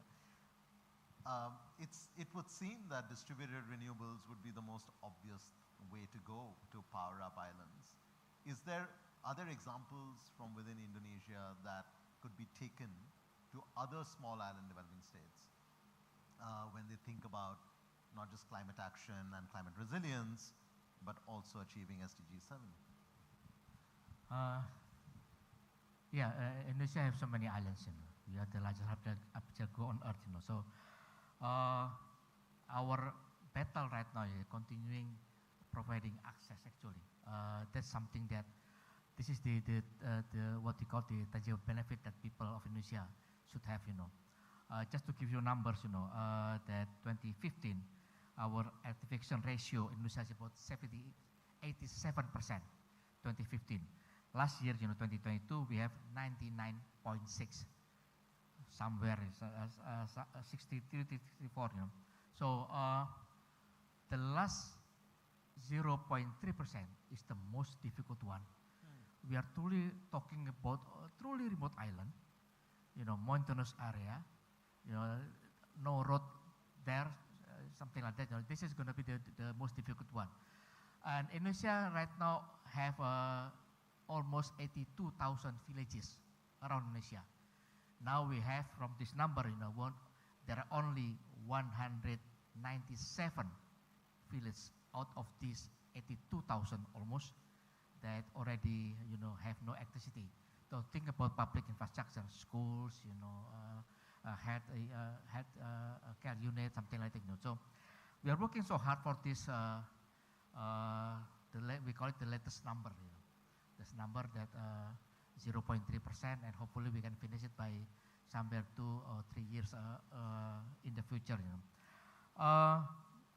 What we do, you know, number one, of course, the most easiest case when talking about medium and big islands, you know, not related to DRE, but in our case, it's quite very useful actually. We expand the transmission and distribution. Again, not related to DRE, but this helps so much, you know. And secondly, you know, for truly remote area, that independent island by island, we do with solar, we do with basically local energy source, you know. Can be mini hydro, can be solar, many things, you know. And we try to combine with the productivity. So, for example, the latest experience in one island called Sumba, you know, we install the solar panel, and then we allocate for home lighting as well as for productive use, you know. For if you know candle nut, you know, to processing candle nut there, and we also support the village to find buyers for this product. And then it's good, you know, about 1 year they can sell about 1,000 tons from this village, you know, and then get about around 150 million. So 1 rupee is 200 rupiah, Indonesian currency, you know. So it's kind about I think about something about 30 billion rupees, you know. So this kind of productive use of DRE, I think this is something that new model that Indonesia brings here. That maybe you know, people around the world can learn about this. And also another thing is also we still push the public budget, you know. In our transfer fund from central government to local government, yeah, we encourage guys, local government, you can use this for to build your DRE. So they use it for mini hydro, to between hydro, solar panel, weather distributed, as well as communal management and other small projects. And we are very lucky. Indonesia have every single village in Indonesia. Yeah, in theory, they have what we call village company. So if you build a project and then you can somehow hand over to this village company and make economic living locally, truly locally, at this village level, and then working, it does with the candle nut. So this is something that, and also we in case of Indonesia, we also encourage, we promote seriously the role of NGOs. This is the quite in Indonesia we are quite close with NGOs. It's one program that already the government think that okay, I think as a pioneer it's enough. Anybody want to take over? So the government will stop, mature enough, get back, find new projects, and then start new pioneering works. It happened with biogas, for instance. You can browse, the www.biru, B-I-R-U, biru is blue in Indonesia, .or.ig. This is one example of this. We kind of hand over, with support with international community. That among examples that we can share with the world, and find a right local energy source. This is something that's very crucial, like bamboo. That's just one example. Back to you. Thank you.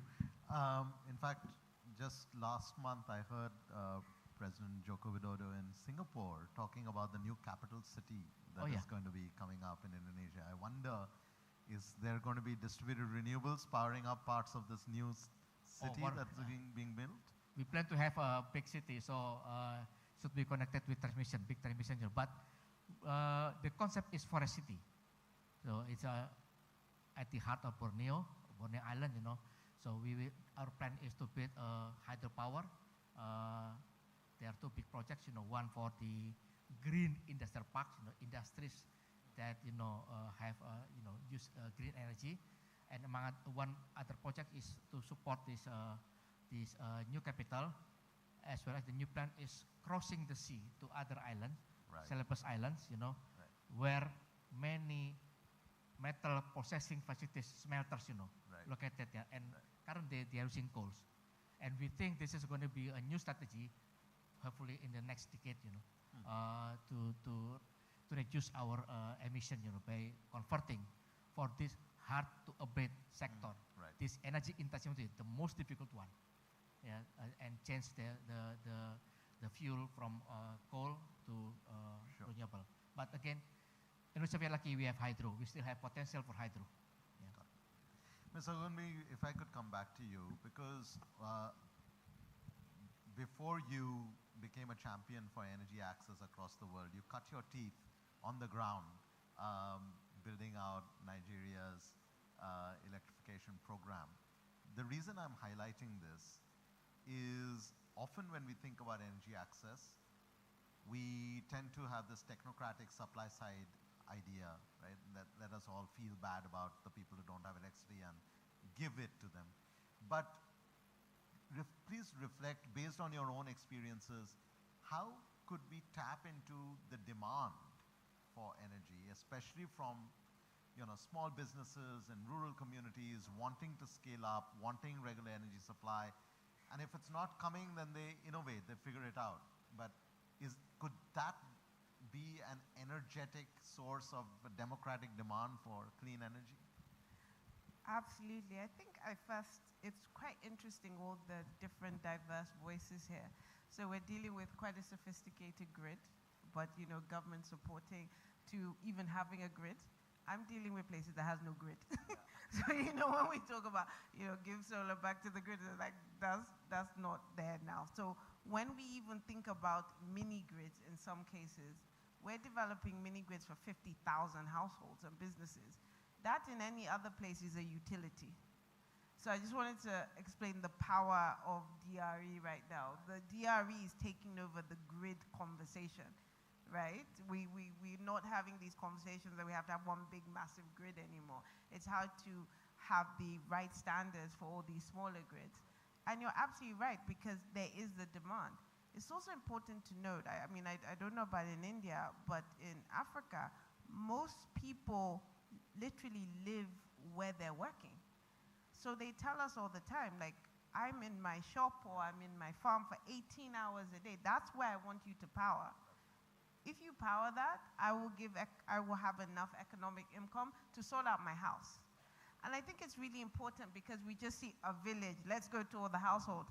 That's not where it is. It's the SMEs, right? Either maybe in front of the house, behind the house, next door, at the farm, that you should really focus on. Our studies also shows that the poorest population are the ones who pay their bills on time.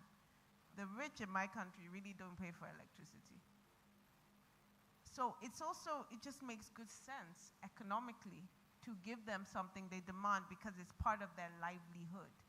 So when we talk about models and things like that, we're not giving anything for free. This is not a charity case. First, we should do it because it allows people to have a dignified life. But when you come from a country like mine, that 31 million people are SMEs, the direct link from giving them constant power to your economic growth just makes good sense. And I feel like sometimes we don't tie it into these things. And government needs to play a role, like the Danish government made a pact, the Indian government made a pact, and African governments also have to play their own role. But it would be wrong for me to leave here and not talk about the debt crisis. Yeah.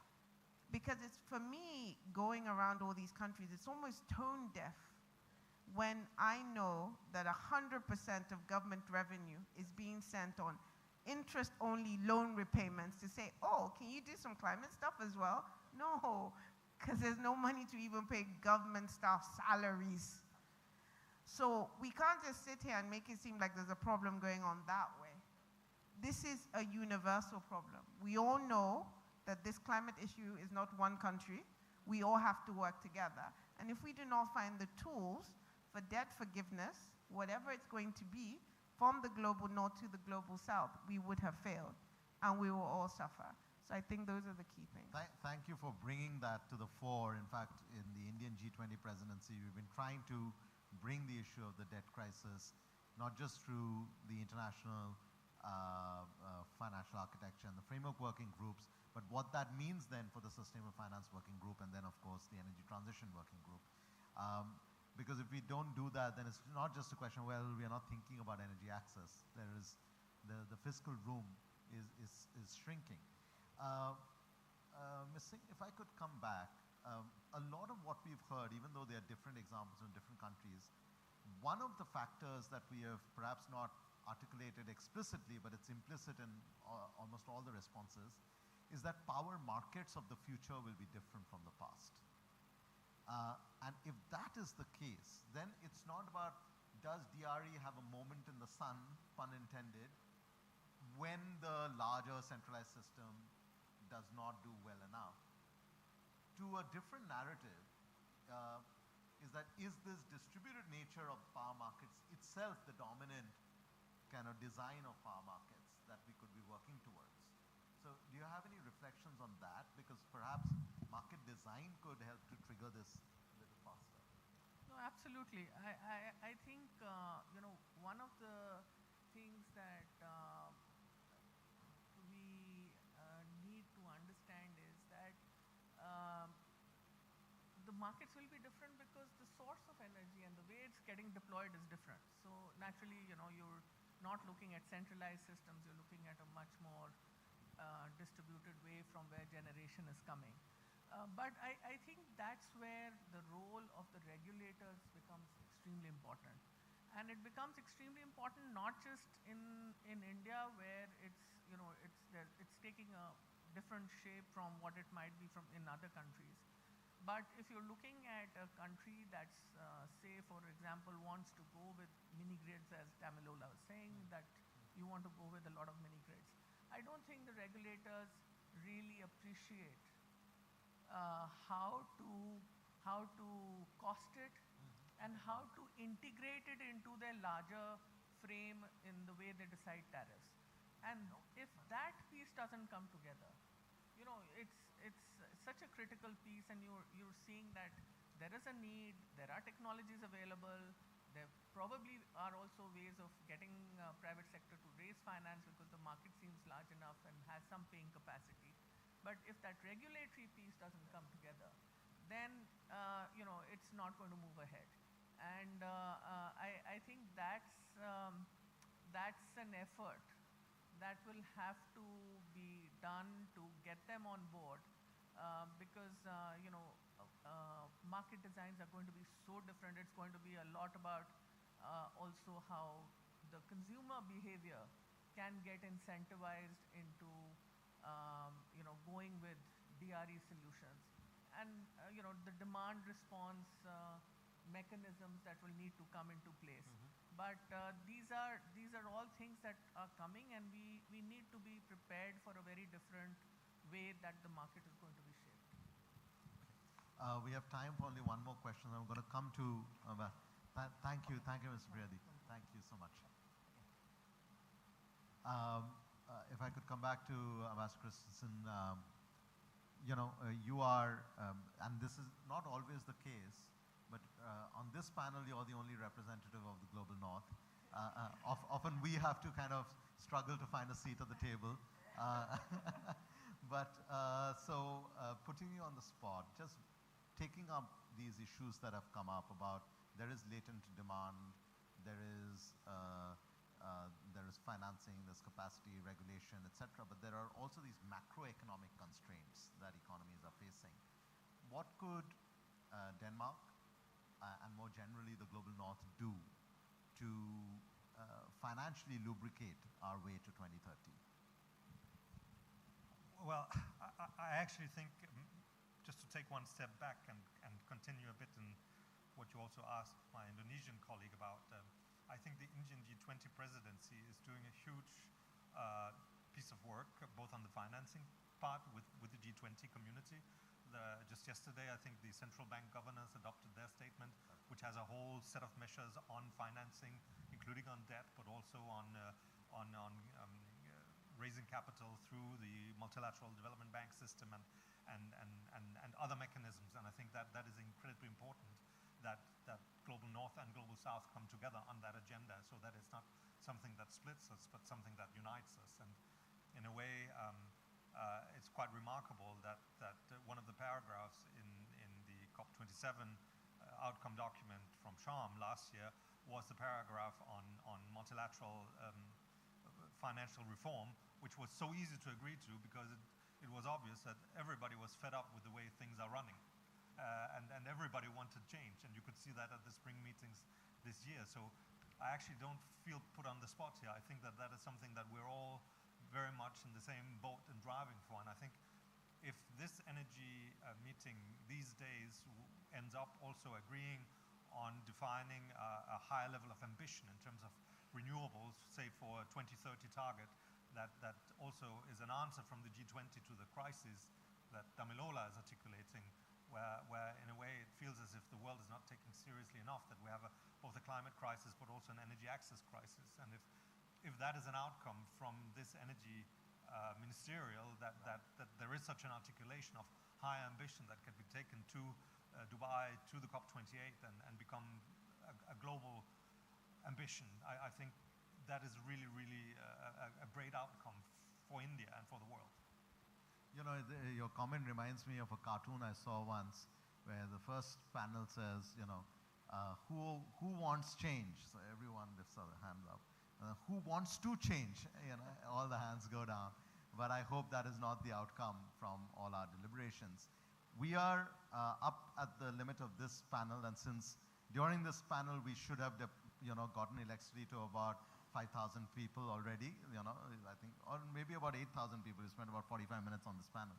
So I will take 30 seconds of each one of yours time, including Ms. Chandra, because you gave such an inspiring presentation.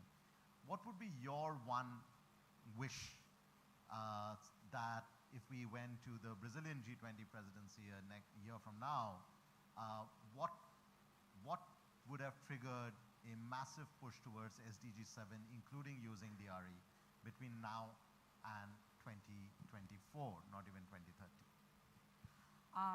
My one wish would be that the access and security, not just for the basic needs, but for the comprehensive development of a dignified life of every Indian, comes on board and recognized, and it kind of spreads with a butterfly effect to all parts of the world. Butterfly effect. Ambassador Christensen? Well, I think we need to move from having a theory about DRE to implementing it in practice, including also the production of renewable energy technology. I think what India strives to do in starting production in India of, say, solar panels or wind power is a very good step, and I think that has to happen in many more countries. Why shouldn't Africa also be producing the solar panels that you need to drive the energy transition and the revolution? So high ambition this year and then implementation next year. Okay. Now I want to give you the last word. That's why I'm going to come to you, Gauri. Your wish. So I hope, along with targets that you want to set a higher ambition, as Thomas just talked about, for deployment of renewable energy, I hope all countries also realize that there would be a high-level ambition for DRE as well.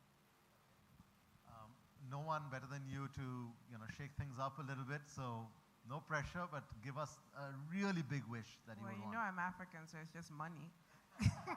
That's it, money. It's a universal wish, don't worry. Just money, like give some money to the sector. Say, take it seriously.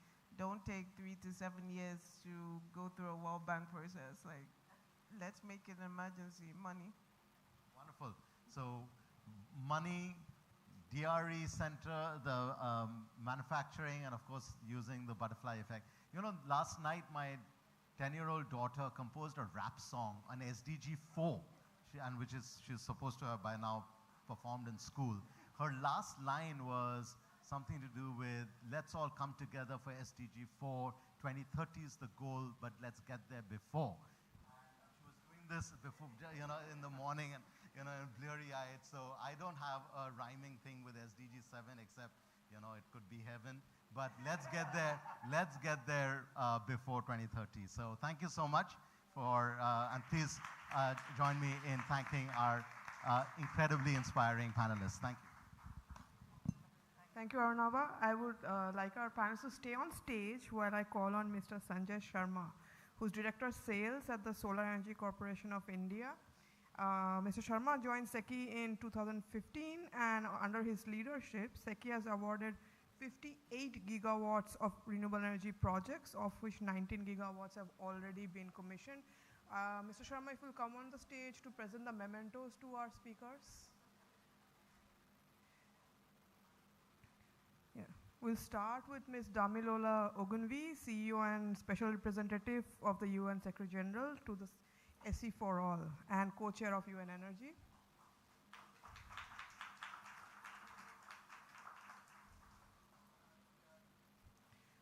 Next for Ms. Gauri Singh, Deputy Director General of IRENA.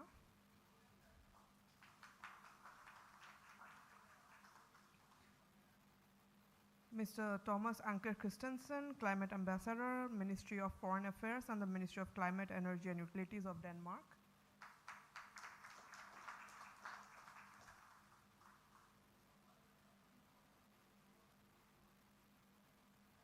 And Ms. Suman Chandra, Deputy Secretary of the Ministry of New and Renewable Energy, Government of India.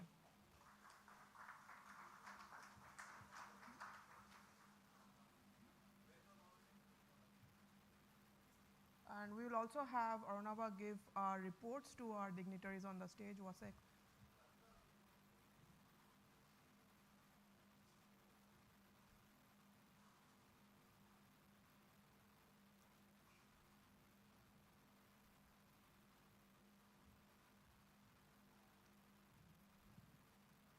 And so the photo of moment.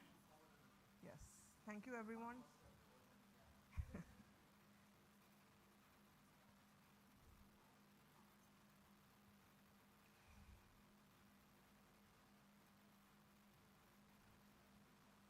Thank you. And now we move from policy to practice. We will now hear from the people at the grassroots who are deploying this decentralized renewable energy solutions. We have three very special guests with us today as we go to this next segment called Voices from the Ground and the impact of DRE on grassroots communities.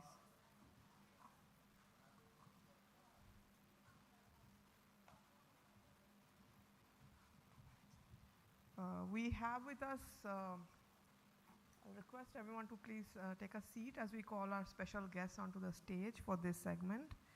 We have Ms. Kuni Dahuri, who's the end user of solar silk reeling machines. Kuni has a very interesting story. 35-year-old Kuni was born around silk cocoons since the day she was born in this remote tribal village named Kardapal in Odisha's Kyonjhor district. The women around her, since the day she was born, had been reeling silk threads by hand, which is a very strenuous process. It takes many hours. It's also a lot of drudgery and leaves a lot of impact on your hands and thighs as you reel it. And then they discovered the solar reeling machines at a local demonstration in 2015. These machines did not depend on the very inconsistent electricity supply in the village, and they could reel faster and without the drudgery. Their incomes have improved steadily since, and they have been able to work from the comfort of their own homes. So we'll hear about her story.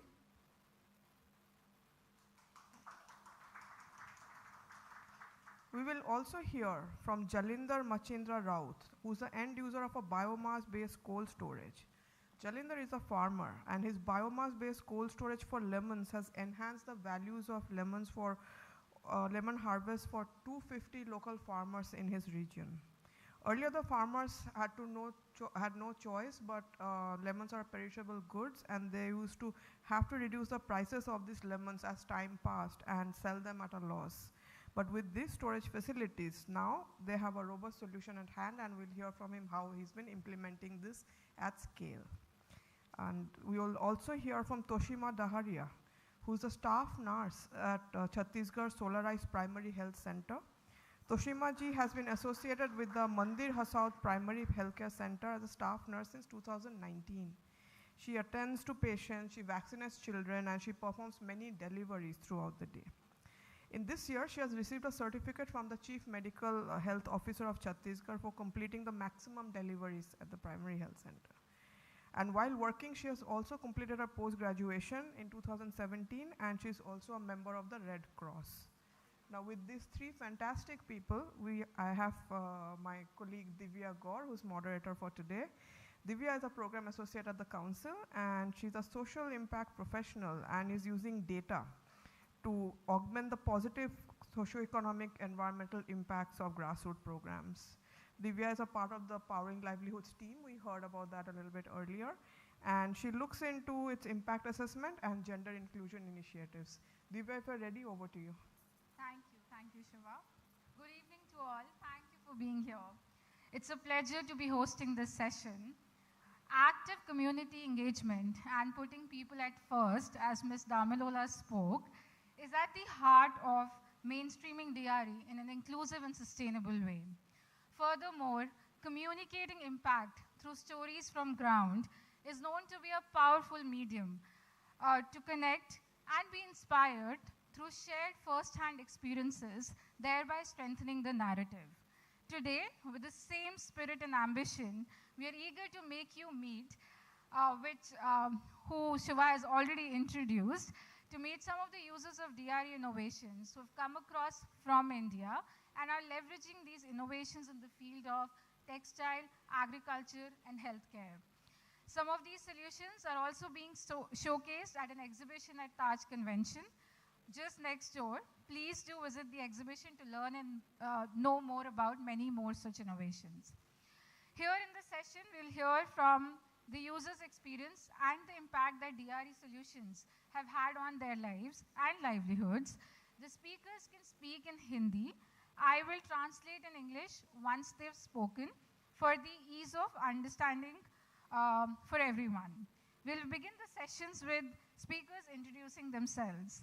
Kuni ji, आप अपने बारे में बताइए, आपका काम क्या है, आपकी तसर सिल्क पार्क में भूमिका क्या है, और जो ये सोलर सिल्क रीलिंग मशीन है वो आप कब से इस्तेमाल कर रहे हैं?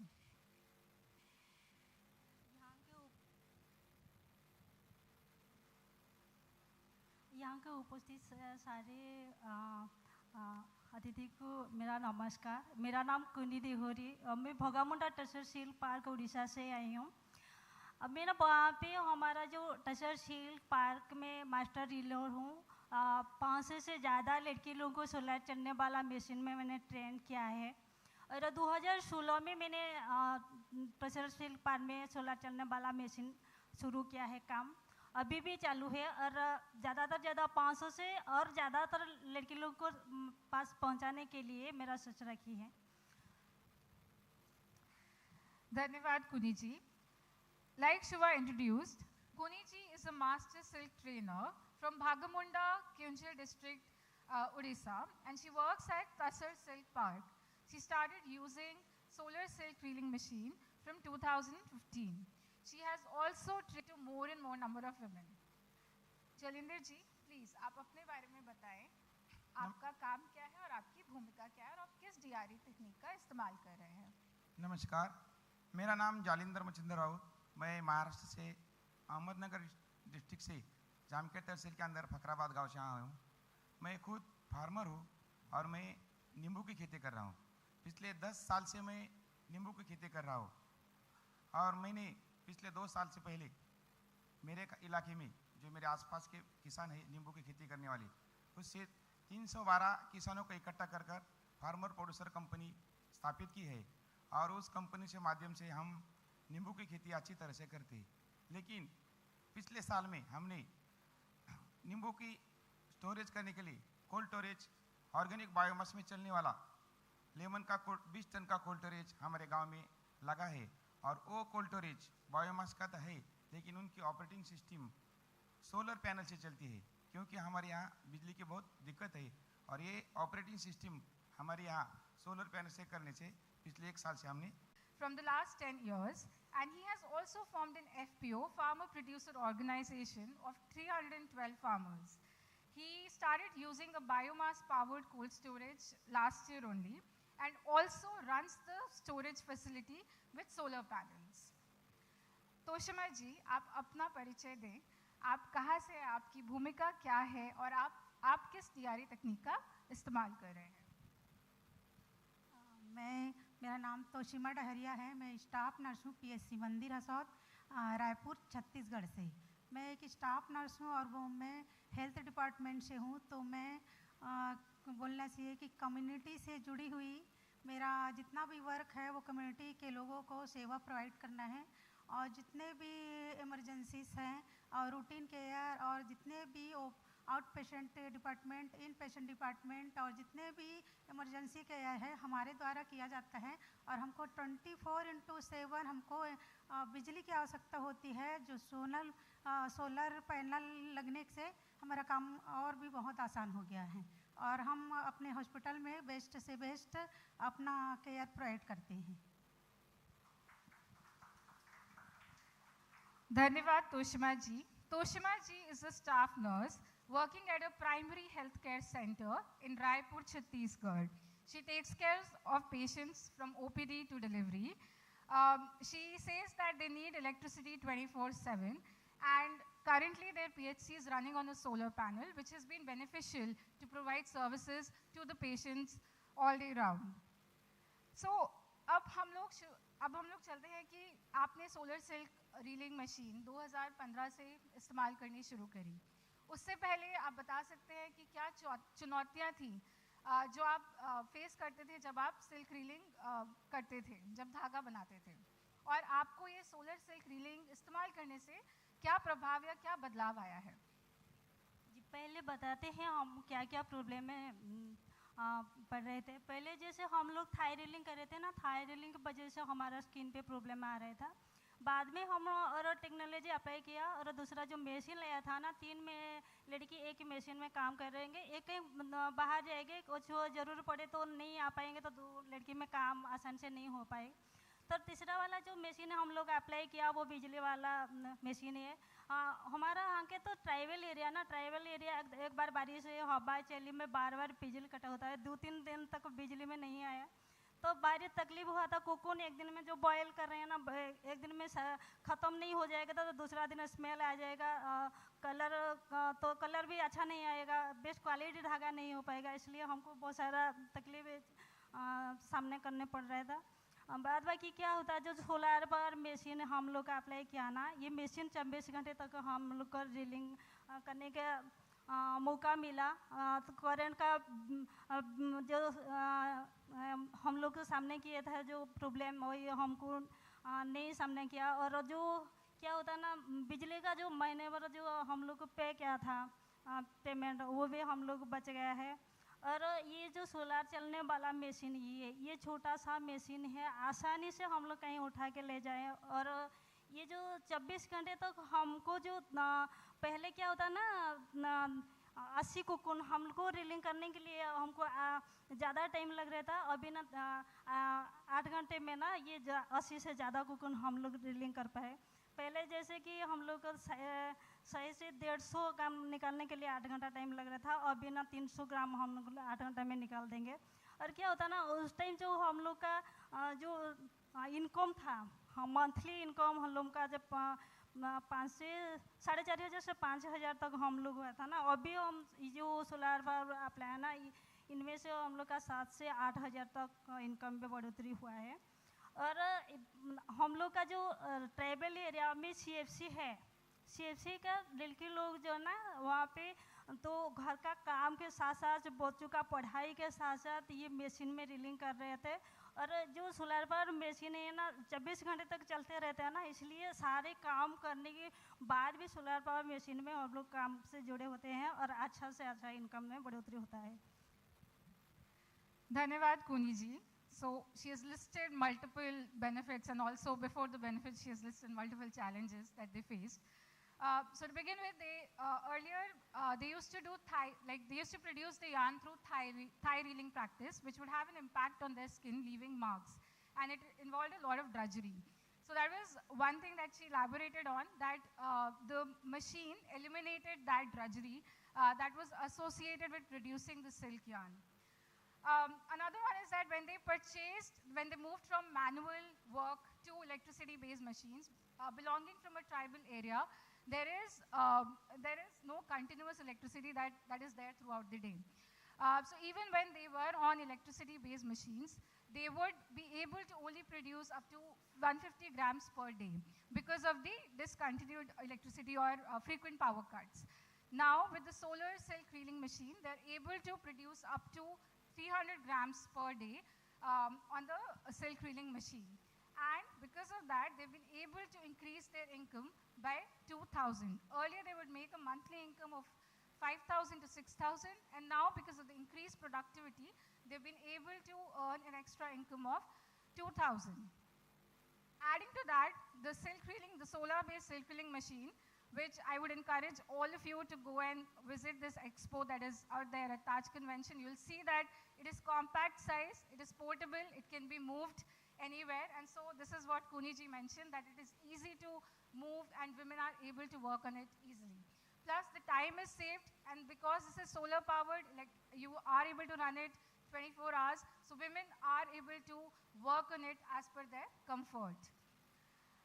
जलिंदर जी, अब आप पे आते हैं.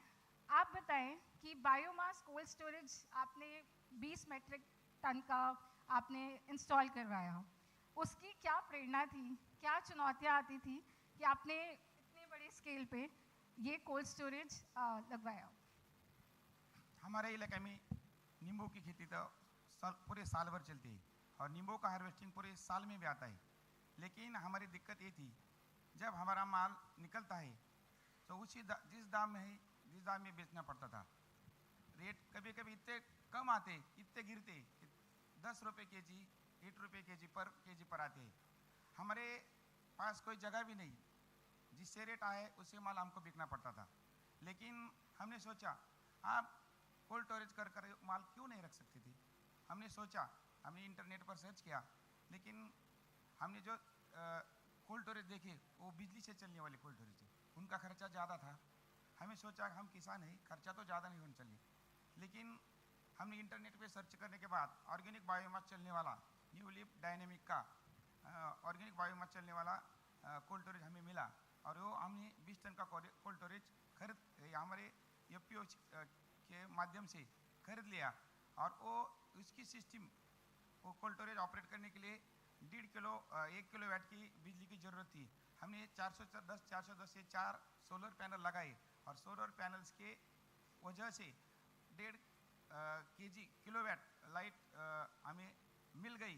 उससे 1 किलोवाट बिजली का हमने कोल्ड स्टोरेज के ऑपरेट के लिए यूज किया, और बचा हुई जो आधा किलोवाट बिजली थी, वो बिजली हमने कोल्ड स्टोरेज के हम जो कोल्ड स्टोरेज ऑपरेट करते थे, ये ऑपरेट करने के लिए लगे। इसके लिए हमारा बिजली का खर्च 0 हो गया, बिजली का खर्च नहीं।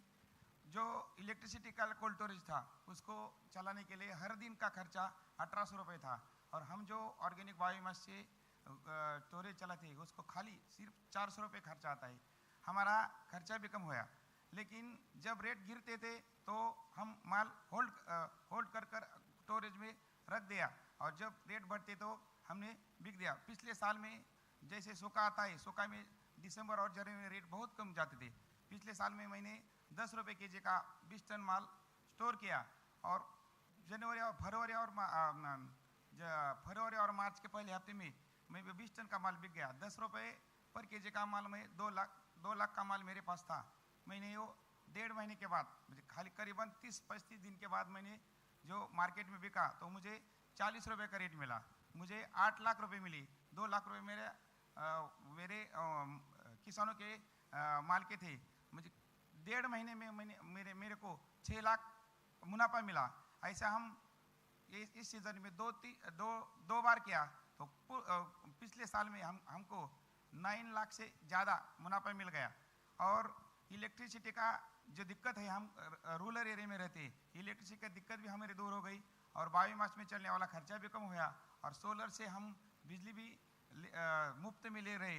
और हमारे फार्मर प्रोड्यूसर के किसानों इस वजह से बहुत संतुष्ट हो गए, और उनको अच्छे से मुनाफा मिलने के बाद हमारे साथ एक साथ जुड़ गए। और जब रेट गिरते हैं तो हम माल होल्ड करते हैं, जब रेट बढ़ते हैं तो हम अच्छी तरह से मार्केट में बेचते हैं। धन्यवाद जलेंद्र जी। In interest of time, I'll summarize it quickly. So, lemon farming is prevalent from where Jalendra ji belongs, and they would have to sell their lemons at a very low price in off-season, that is in winters. And now with this cold storage, they're able to hold the stock, and they're able to sell it at least 3 times the price. And because of this, they have been able to earn an income from 2 lakh annually to 8 lakhs annually. Also, using biomass-based cold storage, they're able to save on the electricity bill. Earlier, they would pay around 1,800 per day on running an electricity-based biomass-powered electricity-based cold storage, and now through the biomass-powered cold storage, they're able to save, and their daily expense is only about 400. तोशिमा जी, आप बताइए कि आपको ये solar panel install करने से क्या फ़ायदा हुआ है आपकी पीएचसी में? मैं बताना चाहूँगी, मेरा जो पीएचसी है, और सबसे छोटा तो सब सेंटर है, उसके बाद प्राथमिक स्वास्थ्य केंद्र, उसके बाद सामुदायिक स्वास्थ्य केंद्र। हम प्राथमिक स्वास्थ्य केंद्र में काम करते हैं, तो हमको बोलना चाहिए कि हम ग्रामीण एरिया के कम्युनिटी के जितने भी हैं महिलाएं हैं, और जितने भी इमरजेंसी केयर है, सारे हम अपने हॉस्पिटल में प्रोवाइड करते हैं। और अगर हमको 24 घंटे अगर बिजली नहीं रहेगी, तो हमको डिलीवरी कराने में, सारे इमरजेंसी केयर करने में हमको बहुत दिक्कत आएगी, क्योंकि ग्रामीण एरिया है, तो कम से कम वहाँ पर 4 से 5 घंटे, अगर एक बार लाइट गई तो 4 से 5 घंटे तो नहीं आती है। तब तक हम पेशेंट का इमरजेंसी केयर करें, उनकी लाइफ को सिक्योर कैसे करें, ये हमारे लिए चुनौती थी। वो चुनौती जब से हमारे यहाँ प्राथमिक स्वास्थ्य केंद्र में सोलर पैनल लगा है 200 किलोवाट का, तब से हम पेशेंट लोगों का बहुत ज़्यादा केयर करने हो गया है। और वहाँ पर पहले जो बता रही हूँ मैं कि पीएससी लेवल में एक मिनिमम डिलीवरी कराना सिर्फ 10 या 12 रहता है महीने में, परंतु हमारे यहाँ सोलर पैनल लगने से 100 delivery per month PSC level पे होता है। और एक और है कि जो वैक्सीन वगैरह रखते हैं, पूरा वैक्सीनेशन का जो भी वैक्सीन है वो इतना सेंसिटिव रहता है कि उसको 24 घंटे लाइट, प्रॉपर लाइट, बिजली की होना चाहिए, तभी उसको सेफ रख सकते हैं। और सेफ रखने के साथ हम बच्चों का लाइफ भी सेव कर सकते हैं। तो अगर मान लो 4 से 5 घंटे या फिर 10 घंटे लाइट नहीं है तो हमारा वैक्सीन पूरा ख़राब हो सकता है। तो सोलर पैनल लगने से हमको ये बेनिफिट मिला है कि वैक्सीन पूरी तरह से सुरक्षित है। और पीएससी लेवल पे कुछ ऐसे इक्विपमेंट होते हैं जिसको हमको ऑपरेट करना रहता है। अगर 24 घंटे नहीं है तो हम लैब या पैथोलॉजी में बहुत सारे टेस्ट है जो नहीं कर पाएंगे, और पेशेंट को हम या तो सीएससी रिफ़र करेंगे या फिर जिला हॉस्पिटल रिफ़र करेंगे। और हमारे यहाँ जब से सोलर पैनल लगा है तब से हमारा ओपीडी जो 50 था वो करीब 200 पर डे हो गया है। और इसके साथ साथ आईपीडी से लेकर सारे पेशेंट का केयर हम बहुत अच्छे से कर पा रहे हैं। और एक और बताना चाहूँगी, जैसे पहले मान लो लाइट नहीं रहती थी तो हमको डिलीवरी कराने में भी असुरक्षा महसूस होती थी, क्योंकि पेशेंट अंधेरे में तो काम कर नहीं सकते अपन। और अगर पेशेंट डिलीवर्ड हो गया है तो बच्चे का रूटीन केयर या फिर इमरजेंसी केयर करना है तो हमको लाइट की आवश्यकता, क्योंकि बच्चे का रिसक्सिटेशन करना है, उसको वार्मर में रखना है, तो 24 घंटे लाइट रहेगी तभी ये सब काम हम केयर कर सकते हैं। तो सोलर पैनल से हमारे पीएससी में तो बहुत बेनिफिट मिला है, प्लस मदर और चाइल्ड का भी उनको सिक्योरिटी, और प्लस हम स्टाफ का भी सिक्योरिटी बहुत ज़्यादा माने सोलर पैनल के कारण ही हो पाए हैं। हम चाहते हैं कि ये गवर्नमेंट ऑफ इंडिया से कि सारे सीएससी, पीएससी और जिला हॉस्पिटल हो या फिर सब सेंटर लेवल पर हो, सारे जगह में सोलर पैनल लगने से बहुत अच्छे से आप केयर कर सकते हैं। और केयर प्रोवाइड अभी भी कर रहे हैं, लेकिन 100% केयर सारे रूरल एरिया में हो चाहे वो अर्बन क्षेत्र में हो। अगर सोलर पैनल 100% लगता है तो हम 100 से 200% भी केयर कर सकते हैं पेशेंट का। Thank you, Toshima ji. So Toshima ji works in a PHC, primary healthcare center, and there would be power cuts of 4 to 5 hours, continuous power cut, that would prevent them from, that would not help them give the timely care to the patients, and also pose a risk, threat to the patient's life. So what she's trying to say is that through the installation of solar panels, they now have 24/7 access to electricity. They're able to take care of the patients, able to deliver on time, and also able to store the vaccines effectively, which would get spoiled earlier because there was no continuous power. Additionally, she says and she aspires that all the primary healthcare centers are solar powered so that there is timely care that could be given to the patients. Thank you so much. आप लोगों का बहुत बहुत धन्यवाद अपनी stories और experiences share करने के लिए. So these are few of the many impact stories from the grassroots where DRE has been playing a positive and uplifting role and has had a positive socio-economic and environmental impact. Thank you so much, and again before leaving, I would urge you all to give a visit to this exhibition where you can see many more such innovations which are changing the lives of millions. Thank you. Thank you, Divya. And now I call Mr. Sanjay Sharma back on the stage to felicitate our 3 inspirational leaders over here. So first, Ms. Kuni Dehuri, the Solar Silk success story.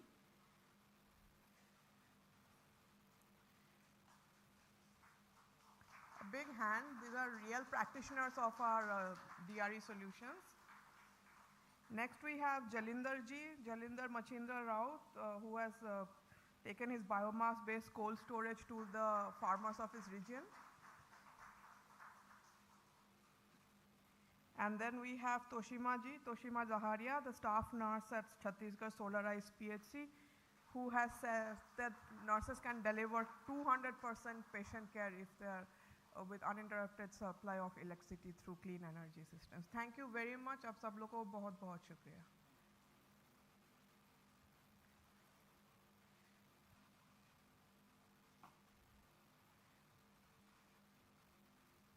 Oh yes, Divya, sorry, by mistake. Yes, a big hand for my colleague Divya, who's working on the ground with all these people, Program Associate at the Council.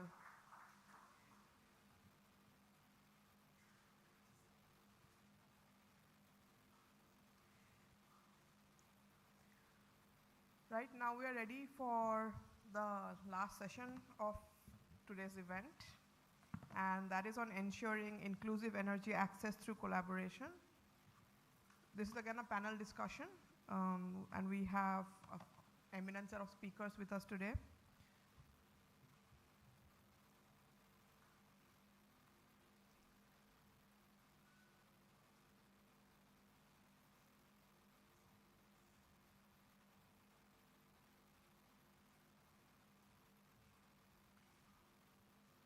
All right, the stage is set, so let us start. I will call on stage first Mr. Chintan Shah, former Director Technical of the Indian Renewable Energy Development Agency, IREDA.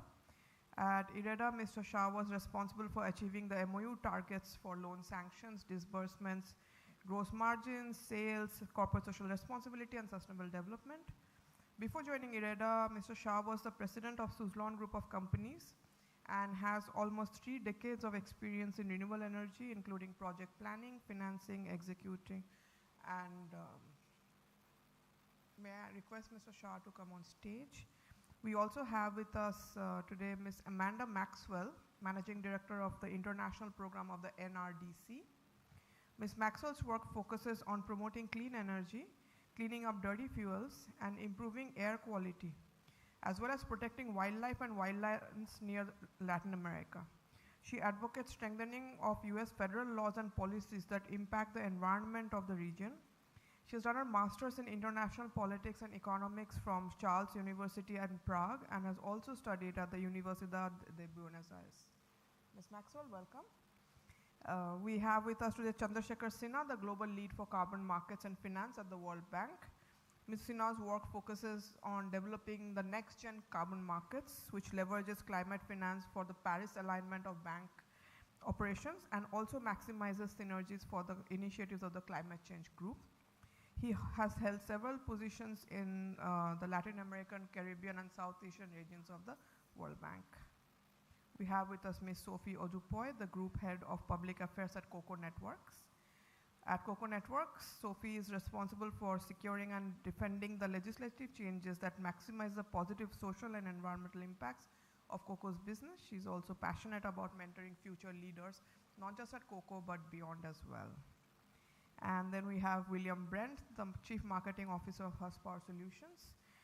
Husk, as we know, is the leading net zero energy company that serves rural Africa and Asia. It owns and operates the largest fleet of community solar mini-grids. Mr. Brent has been the Chief Campaign Officer at Power for All, an energy access-focused NGO before this. And before that, he was also Senior Executive and Head of the Clean Tech Practices at Weber Shandwick, which is an award-winning global marketing services of the Interpublic Group. So now if our panelists are all here, I'm going to call on Abhishek Jain, my colleague from the council, to join us as the moderator.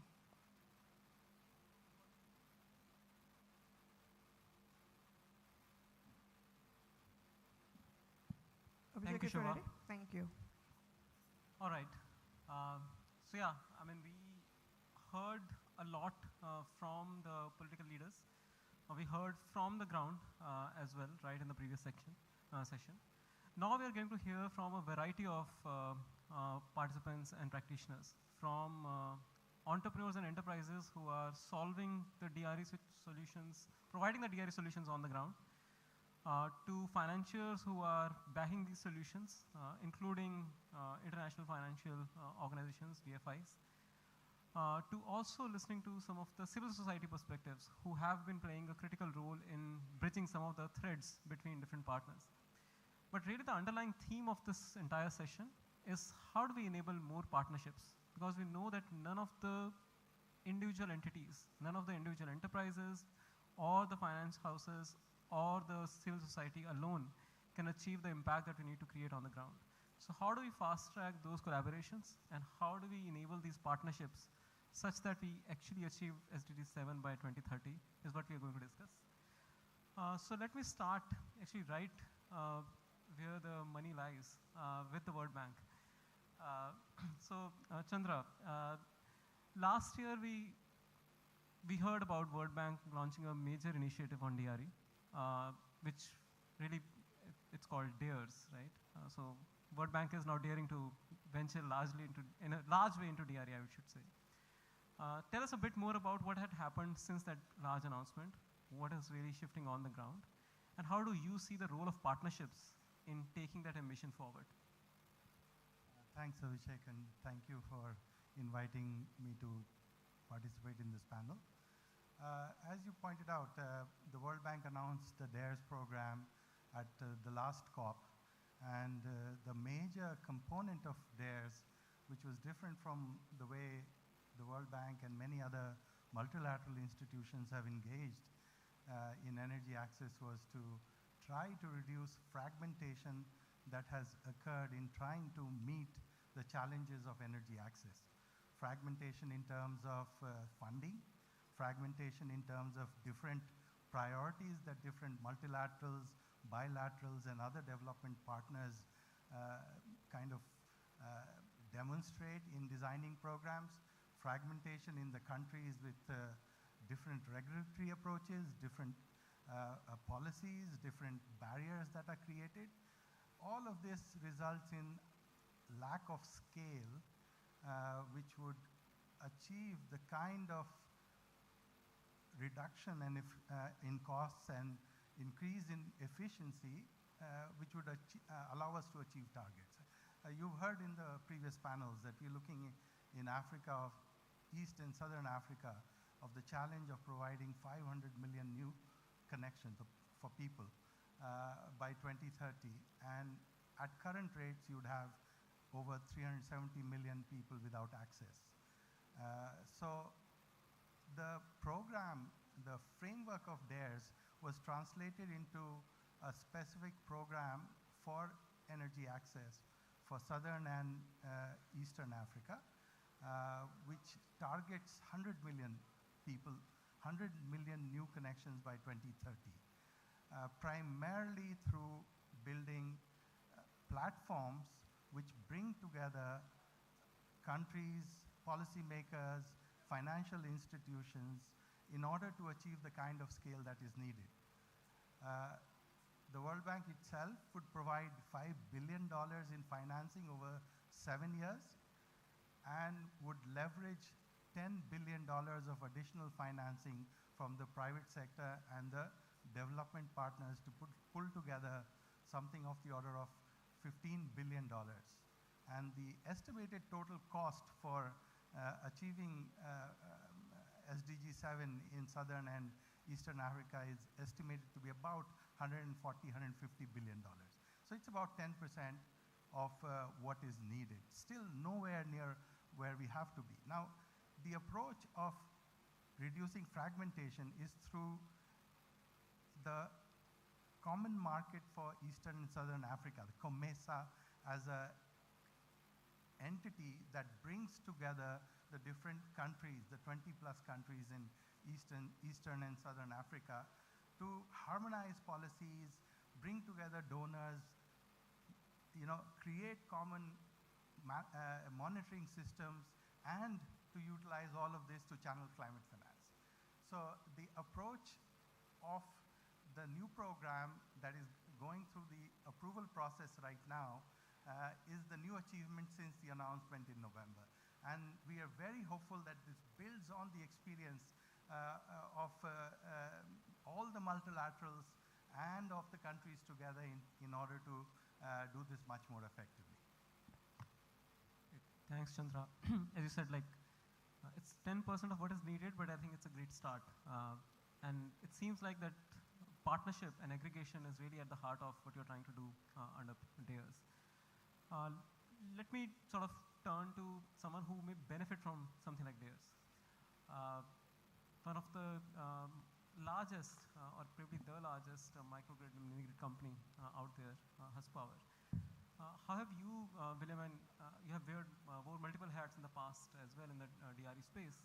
How do you see the role of partnerships in doing a lot more of what you are already doing at horsepower.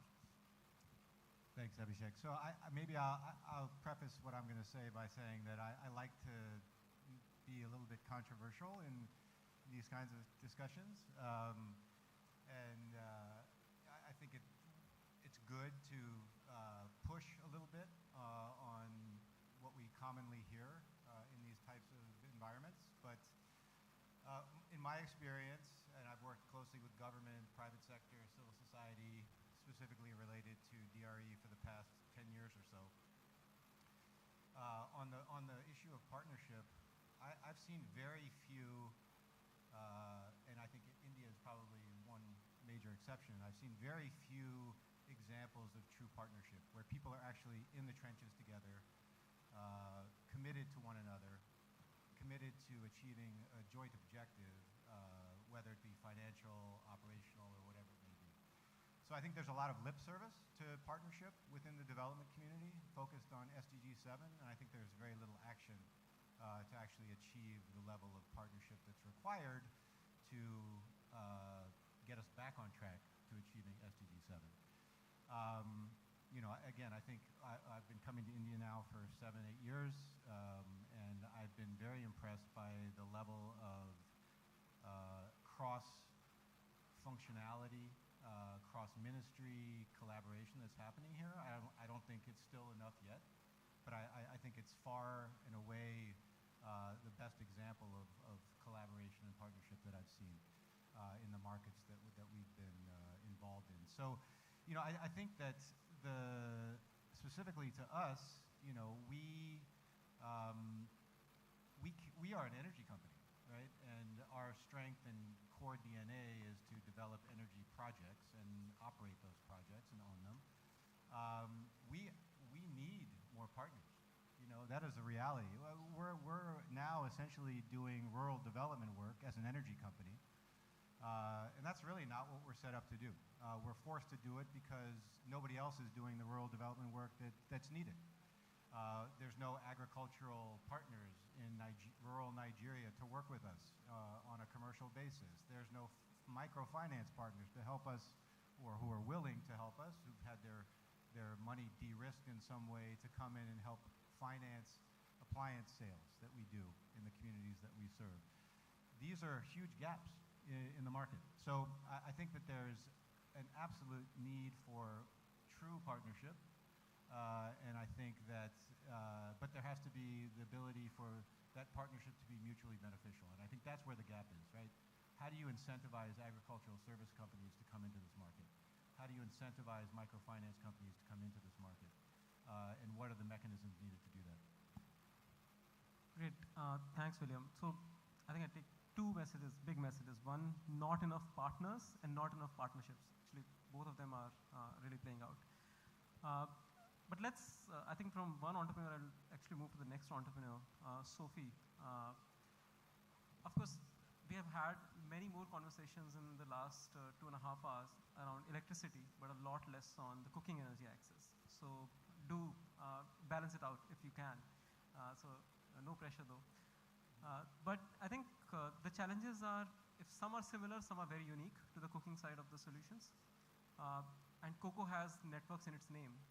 So I would imagine that you are leveraging partnerships in some of the other ways. So tell us, what is different really when it comes to scaling up clean cooking solutions?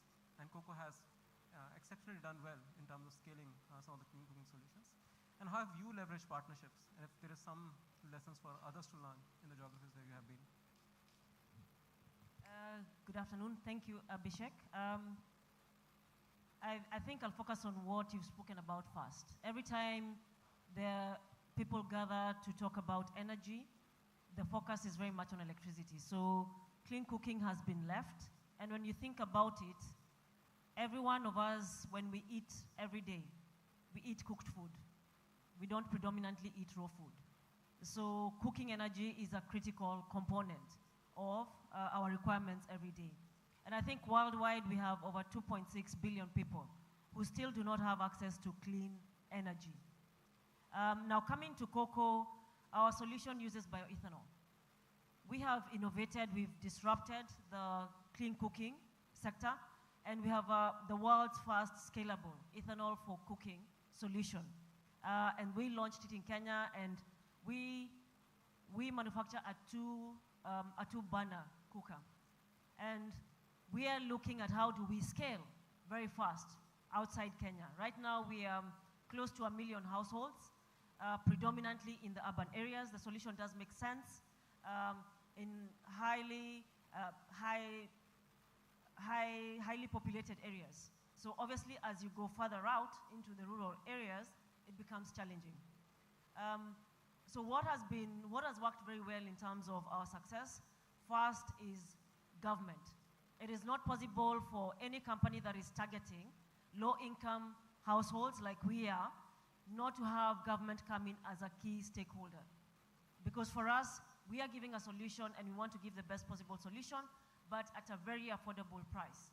That is not possible without government. We use carbon financing. Everybody is talking about the carbon markets.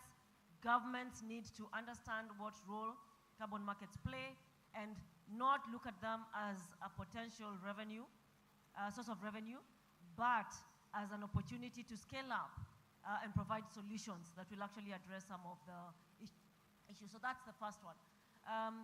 The second one for me is around innovation. So we've innovated. Ethanol for cooking is not new. Yeah? A lot of countries have it in one way or another. Our distribution model is what is very unique. In addition to using carbon financing, we deliver the ethanol using ATMs. So rather than single-use bottles, we give our consumers reusable canisters which they can refill. Yeah? And the ATMs are very close to where they live. So I would say those two for me are the key drivers of our success. The third one is the fact that those cocoa points are placed in shops close to where our customers live. So we've adapted to an existing way of shopping rather than evolving or rather than developing a new way. When it comes to partnerships, the first one, as I said, is government. So we developed this solution in Kenya. We've launched it, and we have realized over the last we came into Kenya in 2014, so over the last 9 years, we have realized how important it is to have an agreement in place with government. By virtue of the fact that we developed a solution in Kenya, we do not have the investment agreement with Kenya. But we signed an agreement with the government of Rwanda. So we are actually able to see the difference in these two countries. And we are very, very clear that going forward, going to any country, of the 60 countries, 300 million households that actually need this solution, we have to have government at the forefront. The second is financials. So very much what he's talking about. We use debt, equity, grants. Yeah? If we are to scale up to all these countries rapidly, it will not be possible for us just relying on equity. We do have to bring on board debt, and we also have to look at other players who provide grants. And I would say the last one for me is entities like SE4All, UN, entities that cut across multiple countries, people who are at the forefront of driving awareness about clean energy. They need to be very clear that clean cooking as a subsector needs to get priority. We need to make sure that it's at the forefront of conversations happening, because private sector are the ones who are going to step up and provide solutions. It's different from electricity, which is clearly a utility, and governments are the ones who fund it. Private sector are the ones who will provide the solutions to address the problems around cooking. Thank you. Thanks, Sophie. And since you talked about awareness, I think civil society also plays a pretty important role in generating that awareness on the ground. So let me turn to Amanda. And Amanda, I'm familiar with one such initiative that NRDC has here in India. It's called the Haryali Gram Village, which literally translates to green villages. So tell us a bit more about this program and also the role of women in the program, and how have you leveraged partnerships in sort of scaling this up on the ground? Sure, thank you. The Haryali Gram, or Green Villages project, is honestly one of my favorite things to talk about, so cut me off if I start rambling, please. The role of women is fundamental to this project, that women are the core and the heart of Haryaligram. And we've chosen to focus on women for very specific reasons. We know women are more vulnerable to climate impacts than their male counterparts. And they're also, really importantly, very effective change makers in local communities at the grassroots level in their households. We're focusing on rural women. We know in India, almost 2/3 of the population is rural, and so it's a really important group of people to work with. The aim of Haryaligram is for these rural women to be at the forefront of the clean energy transition in their own villages. And by doing so, increasing their own livelihoods and the host of other benefits a lot of the speakers today have already mentioned, increasing climate resilience, increasing gender equity, increasing or improving air quality in the home. I mean, it goes on and on. So what Haryaligram does is we really start with the women. We talk to the women. We ask them what kinds of clean technologies and solutions do they need, do they want? And through those conversations, we've identified a suite of about 14 different technologies, including cook stoves. So not just electricity, but electricity and a number of other climate-friendly solutions that these women are eager for and hungry for. And so we have this suite of technology solutions. The women's are involved.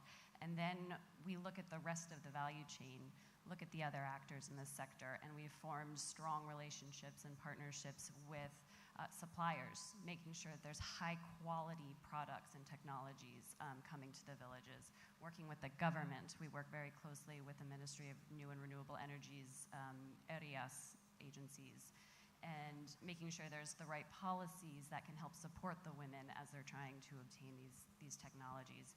We work with the financial sector at the hyper-local level, making sure local banks have appropriate financial tools and products so that the women are able to afford the technologies. And then we also work with capacity builders so that they can help the women gain the skills they need to operate and maintain these technologies. And some of the women even choose to increase their livelihoods by making a business of operating and maintaining their own solutions, but also those of their neighbors in their villages and nearby villages. So really looking at this as a way to create climate entrepreneurs. We started this in just 2 or 3 villages in 2 states. We currently have 75 villages with Haryaligram, and we want this to go national. We think there's a really important thing here. It's really catching on. There's so much enthusiasm among the women that we work with. But there's 600,000 villages in India, and so there's a huge leap, right? And partnerships are fundamental. I think if women are the heart of this project, our partners that we work with are really like the skeleton, we'll say, right? Like they provide the structure and the strength for what we do. So, and William, I think your point is dead on. It's so important for partners to have a shared objective. So we are super fortunate to partner with SEVA, the Self-Employed Women's Association, terrific group. They are in touch with women across the country, really working at the grassroots level. Like I said, we partner with MNRE. And with these partnerships, with our common goals, we're able to work together year after year after year to make sure that this is a win-win-win for everybody involved and really bring what we think of as a lasting impact. Great. Yeah, I mean, you did talk about several kinds of partners and some which William is finding it difficult to actually find and then partner with. But you also mentioned, I think, among those, like the local financiers. We heard from the international financiers. You talked about local, and now I'm going to the national financiers, national level financiers. I think we have Chintan, who most recently was with IREDA, which is, for those who are not familiar, it's sort of equivalent to India's Green Bank, though it's not technically a bank. But we do see like finance has a pretty critical role for the DRE. And from your experience of working on financing renewable energy, what do you see are some of the real ingredients that can help scale up DRE from a financing perspective? Thanks. Just to give a brief about IREDA, IREDA today is the largest book on renewables in India. And it's bigger than SBI also. So that's what the role IREDA has been playing. Having said so, IREDA has been working on the entire spectrum, right from centralized renewable energy projects to access to energy type of projects. It's a huge bank that we've been doing over there. But as a lender, I mean to say this lender is no different than an equity investor because both look at the projects. And there are three principles that are most important. As we always say, sustainability, scalability, and replicability. If these three things are clicked, the market grows. That's what has happened for centralized solar and wind because these three tests have been cleared by them. Anybody, any product or any technology which clears these three tests of sustainability, scalability, replicability actually would find a massive traction. And that's what we should be achieving also for DRE. How we can get sustainability, scalability, and replicability in that. Now, when you look at essentially DRE, you have two sets of projects. One is which is viable on its own. One which is definitely not viable. So non-viability will definitely require a grant component. And unfortunately, grant component is treated as a negative by the bankers because it's not sustainable. How much of grant you will give. If there's a visibility to make it sustainable, then yes. Otherwise, it's a problem. The other part is projects are viable, but the business model is not proven. Now, in case of a decentralized grid, for example, a small grid, a cost of creating a small, even DG sets, would cost you something like 20, 25 rupees a unit of electricity, maybe more. Replace same with solar. It may be 15 rupees, so it looks very good on paper, excellent. But is the business model proven? That's a question because when the moment you shift from a DG set to solar, you are shifting from an operating cost to a fixed cost. That we need to ensure the electricity offtake is going to happen. That's the key part to it. Now that's the particular model which is yet to be proven in a big way. If it is proven, then it's scalable, it's replicable, it's sustainable. From the lender's perspective, the lenders by nature are supposed to be risk averse. We don't take risks. We only look at the projects, we look at the economics of it, and we look at the downside protection that a lender would get. So what we always as a banker would view is that in case of a project which is viable on paper, but the business model not proven, the best model would be an FLDG cover, the first loss default guarantee cover. That means bankers would take a risk of the business model. If business model fails, there's a cover available. Now, when the moment you have an FLDG cover or a first loss cover, I think that's the way one has to move out if you think the business model can be proved using lending. The moment a business model is proven, I think we have something like 8,500 shadow banks in India, NBFCs as we call it, apart from the normal banks. I think everybody is business hungry. The question is going to prove it. At IREDA, we had a program called Access to Energy using KFW line of credit. It's a small one, at $20 million, nothing much. But we made it a point to create a separate fund within that 20 million to ensure a cover for the lender if some project fails or creation of DESRA and things like that. And if the project succeeds, that is converted into a grant and given to the project implementer. So there's an incentive available for a project implementing agency. If it proves, the money is yours. If you don't, money comes to the lender to cover the lender. Now, that was a particular experiment IREDA did. We, I think, did about 8 to 9 projects. Apart from that, we also identified certain local NBFCs, the local shadow banks, who understands those dynamics pretty well. So we started funding them. Indirectly, they fund the projects. So that's how the transmission happened of the credits from a centralized agency to a decentralized agency. That's the way we worked upon. Great. Thanks, Chintan. Let me actually come back to William. And William, of course, financing, be it from debt sources or grant sources, etc., is the first input that needs to go into setting up any of these mini-grids, microgrids. What are the kind of challenges you have faced as an entrepreneur sitting on the other side of the table in terms of raising money for these solutions? And what would be your ask of financiers? I think, in fact, before you come in, I may add like this typical challenge that we face that when it comes to DRE, and I think Damirula mentioned it in the previous session, that when it comes to DRE, we always think about the market viability or the business viability.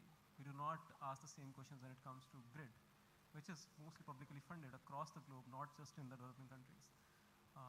Where no one is actually calculating even the payback period behind that public money that has gone into grid infrastructure. So how do you look at financing and the challenges, and what is your ask of financiers, if I may ask? Yeah, well, so we didn't take any debt for many years, probably until 2 years ago, because we couldn't get any debt that was long enough tenor and affordable enough in terms of interest. And we financed all of our projects off of our balance sheet, which is fundamentally unsustainable and fundamentally against the whole principle of the energy industry, which is very dependent on debt because it's capital intensive. So that put us in a very difficult position. Thankfully, there were organizations like IREDA in India who actually provided us the first debt that we raised last year, I think it was. So thank you, IREDA. I should say, though, that IREDA program was also successful because KfW, if I'm not mistaken, provided some concessionary financing to help incentivize the investment in companies like Husk. And that maybe leads me to my ask, which is, the development finance institutions, in my experience, are intended to de-risk solutions like the ones that my company is trying to scale. In my experience, they are scared to death of risk, avoid it like the plague, and are very slow to even consider taking a riskier investment, right? So that's why you've seen so much money go into the solar home system industry over the past decade. It's easy to invest in. It's relatively risk-free.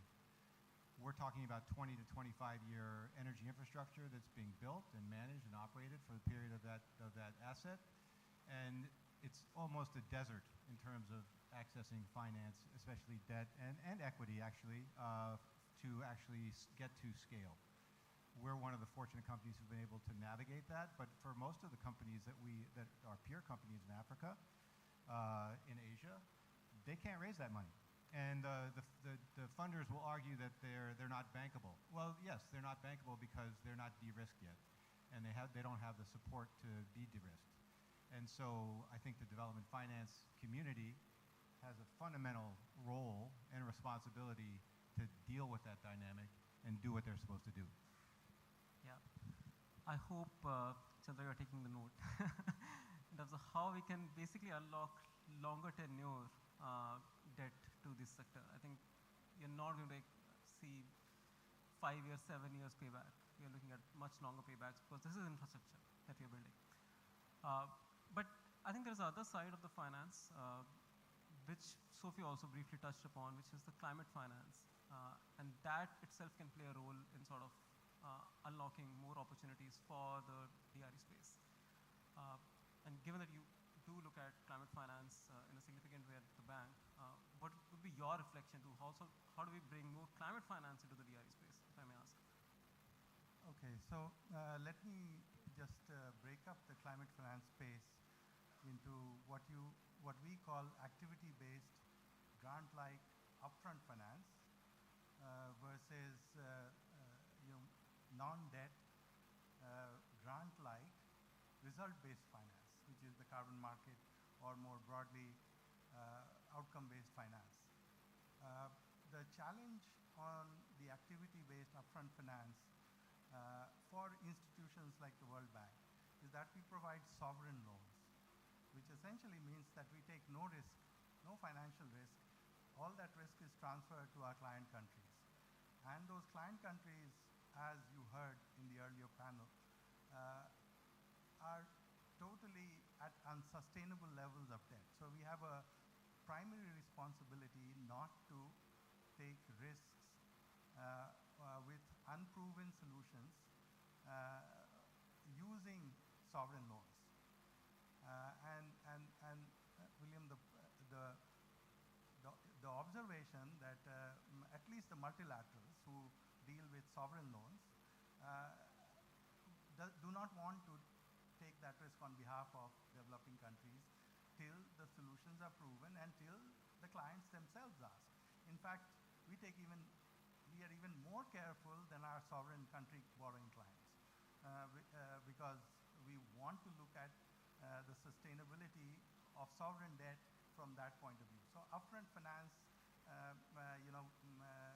through loan-like concessional IDA or IBRD financing will never try to do unproven technology, won't in fact.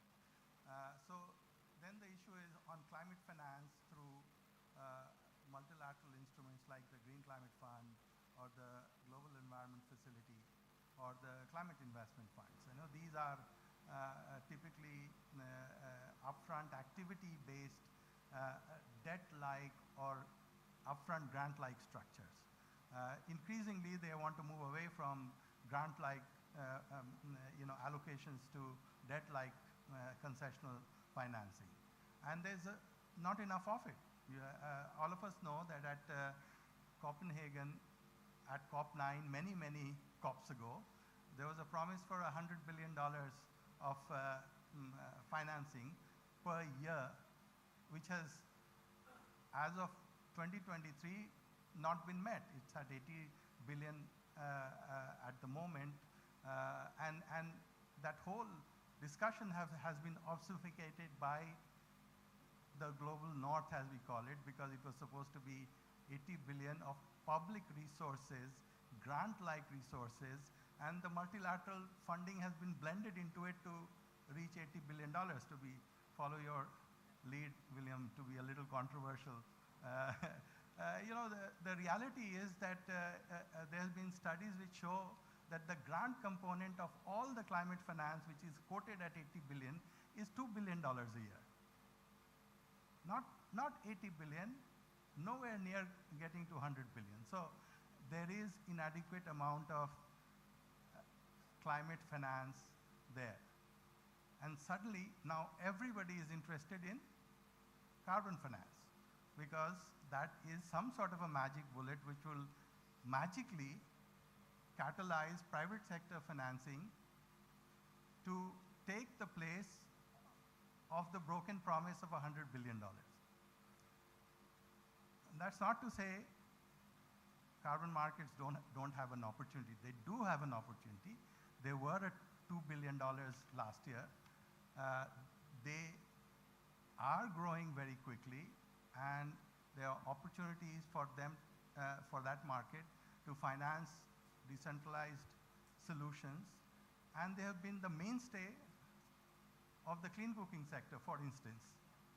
So I think there are huge opportunities there, and let me then come back to how potentially you could scale it up in the context of Africa, and take you back to the point I was initially making with regard to the DARES program and the ASCENT, the program for Eastern and Southern Africa, where one of the key elements for us is to create a digital monitoring, reporting, verification system, which not only strengthens the project implementation and design and iterative improvement, but to allow a platform which will permit the aggregation of emission reduction credits that are generated, to increase the efficiency with which they are generated, improve the credibility with which they are generated,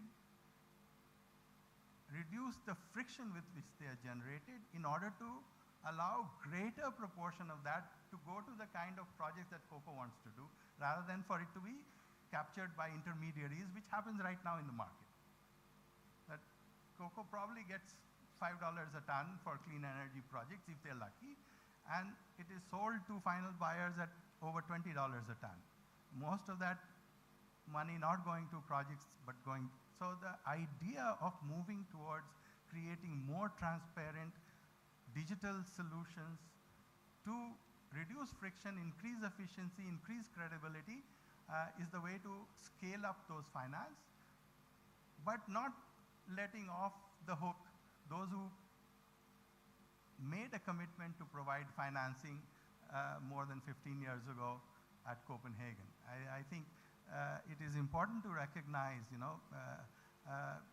that we need to kind of struggle at two ends. One, to make sure climate finance is increased. On the other, improve the way private sector channels resources through the carbon markets.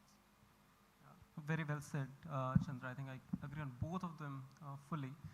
And to some extent, I think some companies have moved forward in the direction of more cost-effective, more transparent MRV, as we call it. So, Sophie, if I may ask you, like if you may have to share one or two lessons on how to sort of be more efficient in terms of transaction costs when it comes to carbon finance, because that becomes a challenge, especially when you have millions of users and you're aggregating each of their individual carbon savings into some common pool of carbon finance that is flowing in. If you can share some lessons which may be replicable to the larger DRE sector, I think that might be interesting for people to hear. Okay, thank you once again. So our approach as COCO is because we have a very unique offering. The solution we are offering is not comparable to some of the other improved cook stoves in the market. Our business model is underpinned by technology. So we are able to trace the users of our technology. So it sets us apart, and we then we ask for a premium price on our carbon credits. That is what sets us apart. So we do not take an offer of $5 per ton, because that is far below what we believe is the value of the carbon credits that we've generated.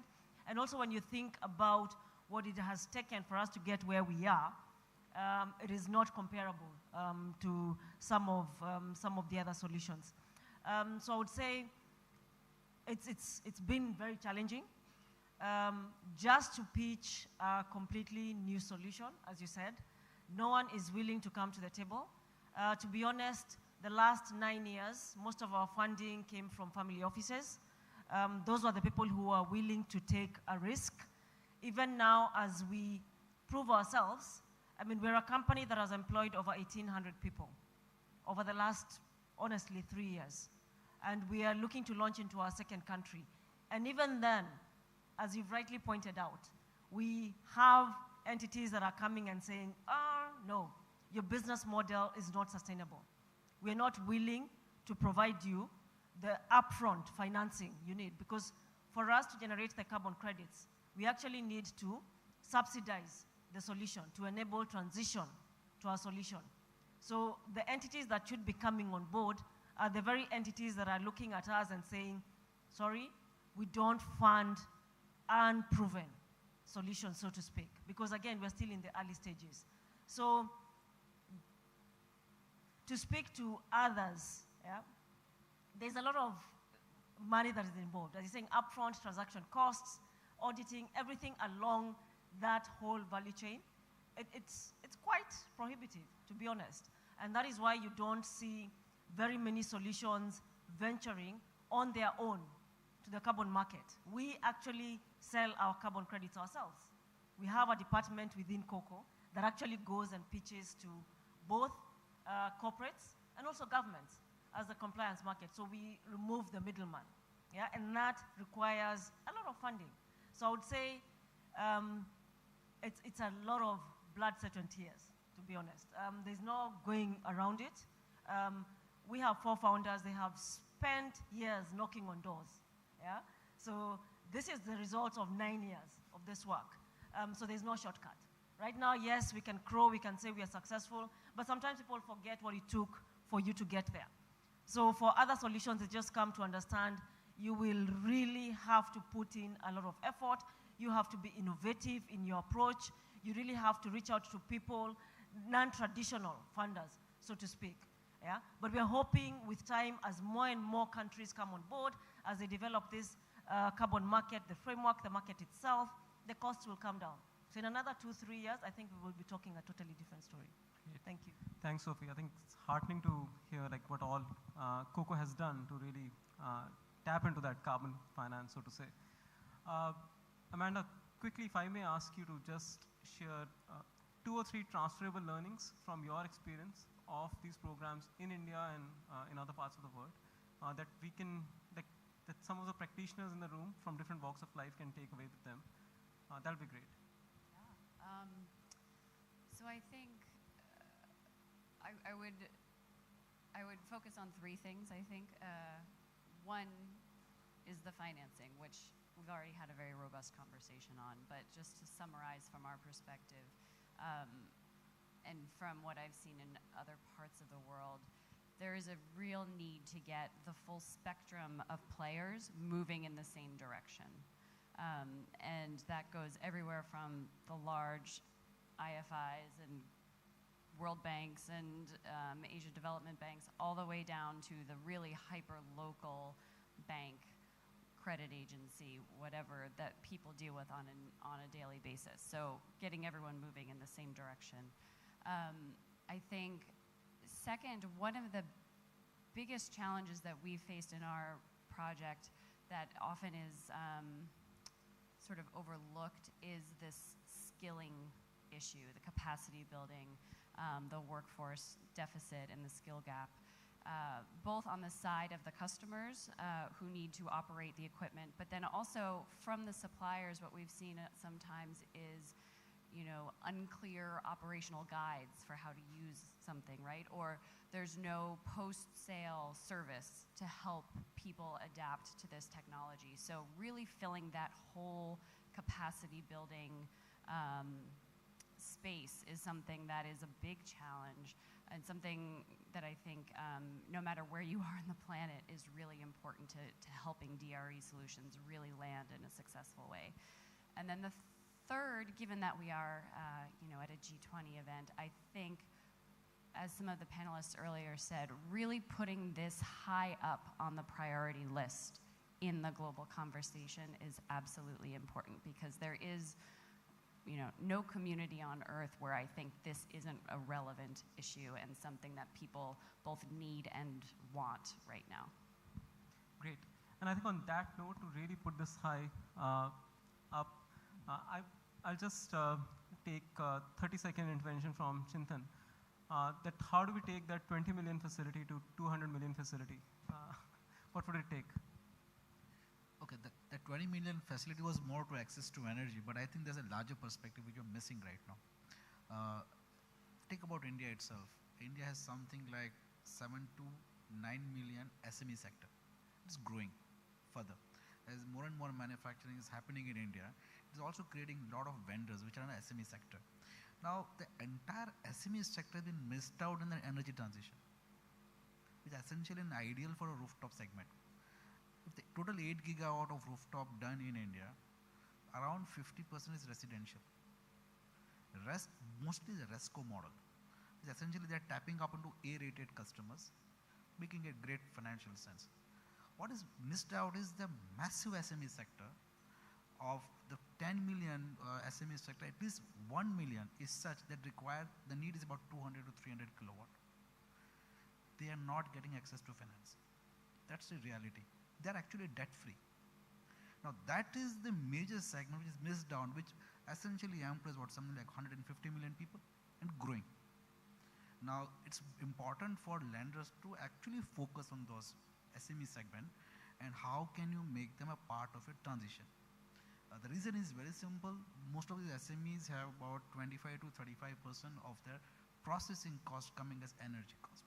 If we can somehow solve this problem, you make them just not viable, make them sustainable also, and they have adequate capital to invest into better technologies. So that's something that is important, and that's what should be done.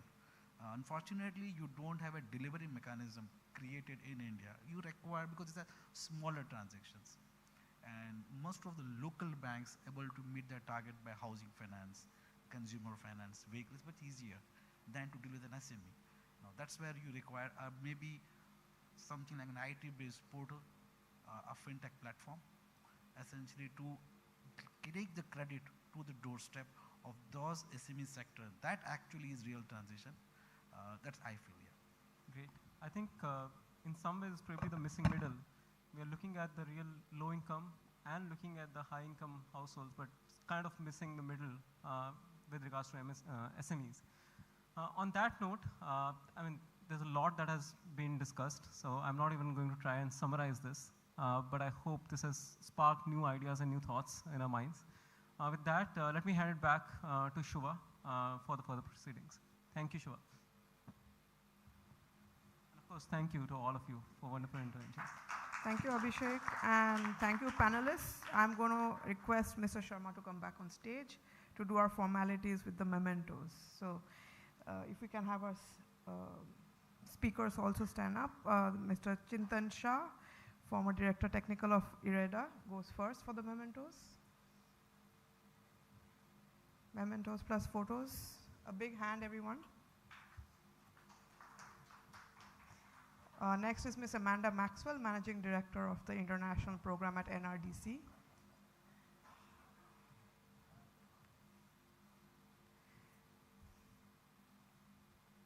Mr. Chandrasekhar Sinha, Global Lead for Carbon Markets and Finance at the World Bank.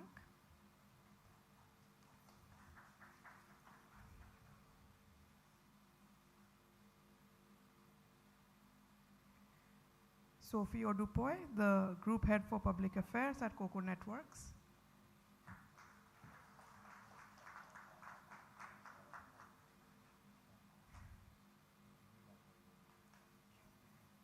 Mr. William Brent, Chief Marketing Officer at Husk Power Systems.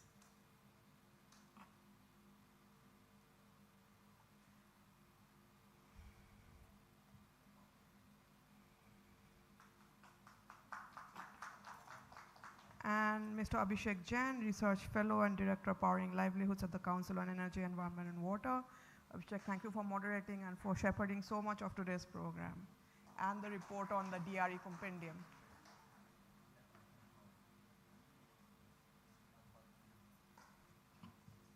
Has the group photo been taken? Ho gaya photo? 1 second, Mr. Sharma.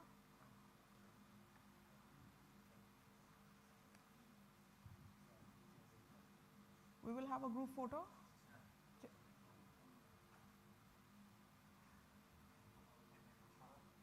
Yes.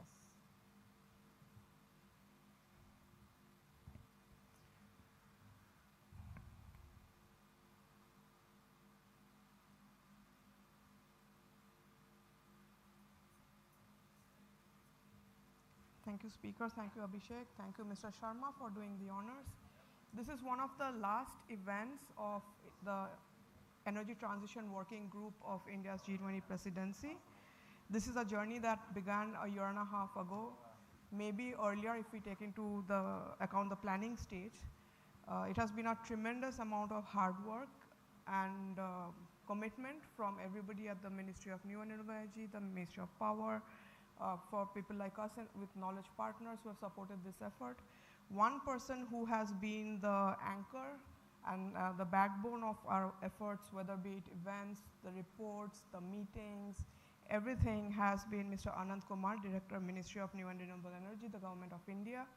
So before I call on him to come and give the vote of thanks on behalf of all of us who've had the privilege to work with him over the past year and a half, thank you very much, Mr. Kumar, for everything that you've contributed to and for the guidance and for always being available to us throughout this process, which was a lot of learning for us, every single one of us, I think I can say, at the ministry or the knowledge partnership. And your guidance has been invaluable.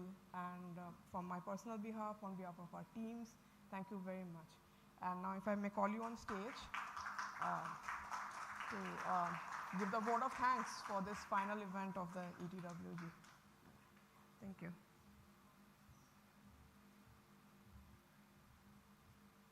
Thank you, Suha. Ladies and gentlemen, a very good evening to all of you. This is, I think, the last side event, official side event of G20, which is G20 Energy Transitions Working Group. And this is going to hopefully end on a good note. And this side event on role of DRE for achieving SDG 7 was, I think, the 6th side event organized by ministry, and we had very engaging and enlightening discussions in the 2 panels which we had. And not only that, we also got to hear voices from the ground. That was, I think, a very good initiative. Otherwise, we only have discussions and discussions. And here we got to hear and see the results also from the ground. Let me not stretch this, and I would like to thank first of all our Secretary, Mr. Bhupinder S. Bhalla sir, and MD Seki and Chief Secretary Goa for all the support and the guidance in making this event successful. I would also like to give a special thanks to Ms. Damanila Ogunbui, CEO and Special Representative of the United Nations Secretary General for SE for All, and co-chair of UN Energy, Mr. Thomas Anker Christensen, Climate Ambassador, Ministry of Foreign Affairs and the Ministry of Climate, Energy and Utilities, Denmark, and Mr. Yudo Divananda Piradi, Senior Advisor for Strategic Planning, Ministry of Energy and Mineral Resources, Republic of Indonesia. Thank you for being a part of the event. I would also like to thank all the panelists, speakers and moderators who made this, who shared their insights and their experiences and made the discussions fruitful and the event successful. I would also like to extend a big thank you to the end users, Ms. Kuni Dehuri, Mr. Jalinder Rao, and Ms. Tosima Dharia for sharing their impact stories and traveling this far to be with us today. I would also like to thank my colleague at the Ministry of New and Renewable Energy, Government of India for putting together this wonderful and timely event. A special thanks to Council on Energy, Environment and Water and Solar Energy Corporation of India for all their hard work and months of effort and planning in making this event successful. Many congratulations and thanks to CEW for putting together the DRE Compendium of Global Good Practices, which will be a very critical resource to leverage shared experiences and collaborative efforts towards scaling DRE.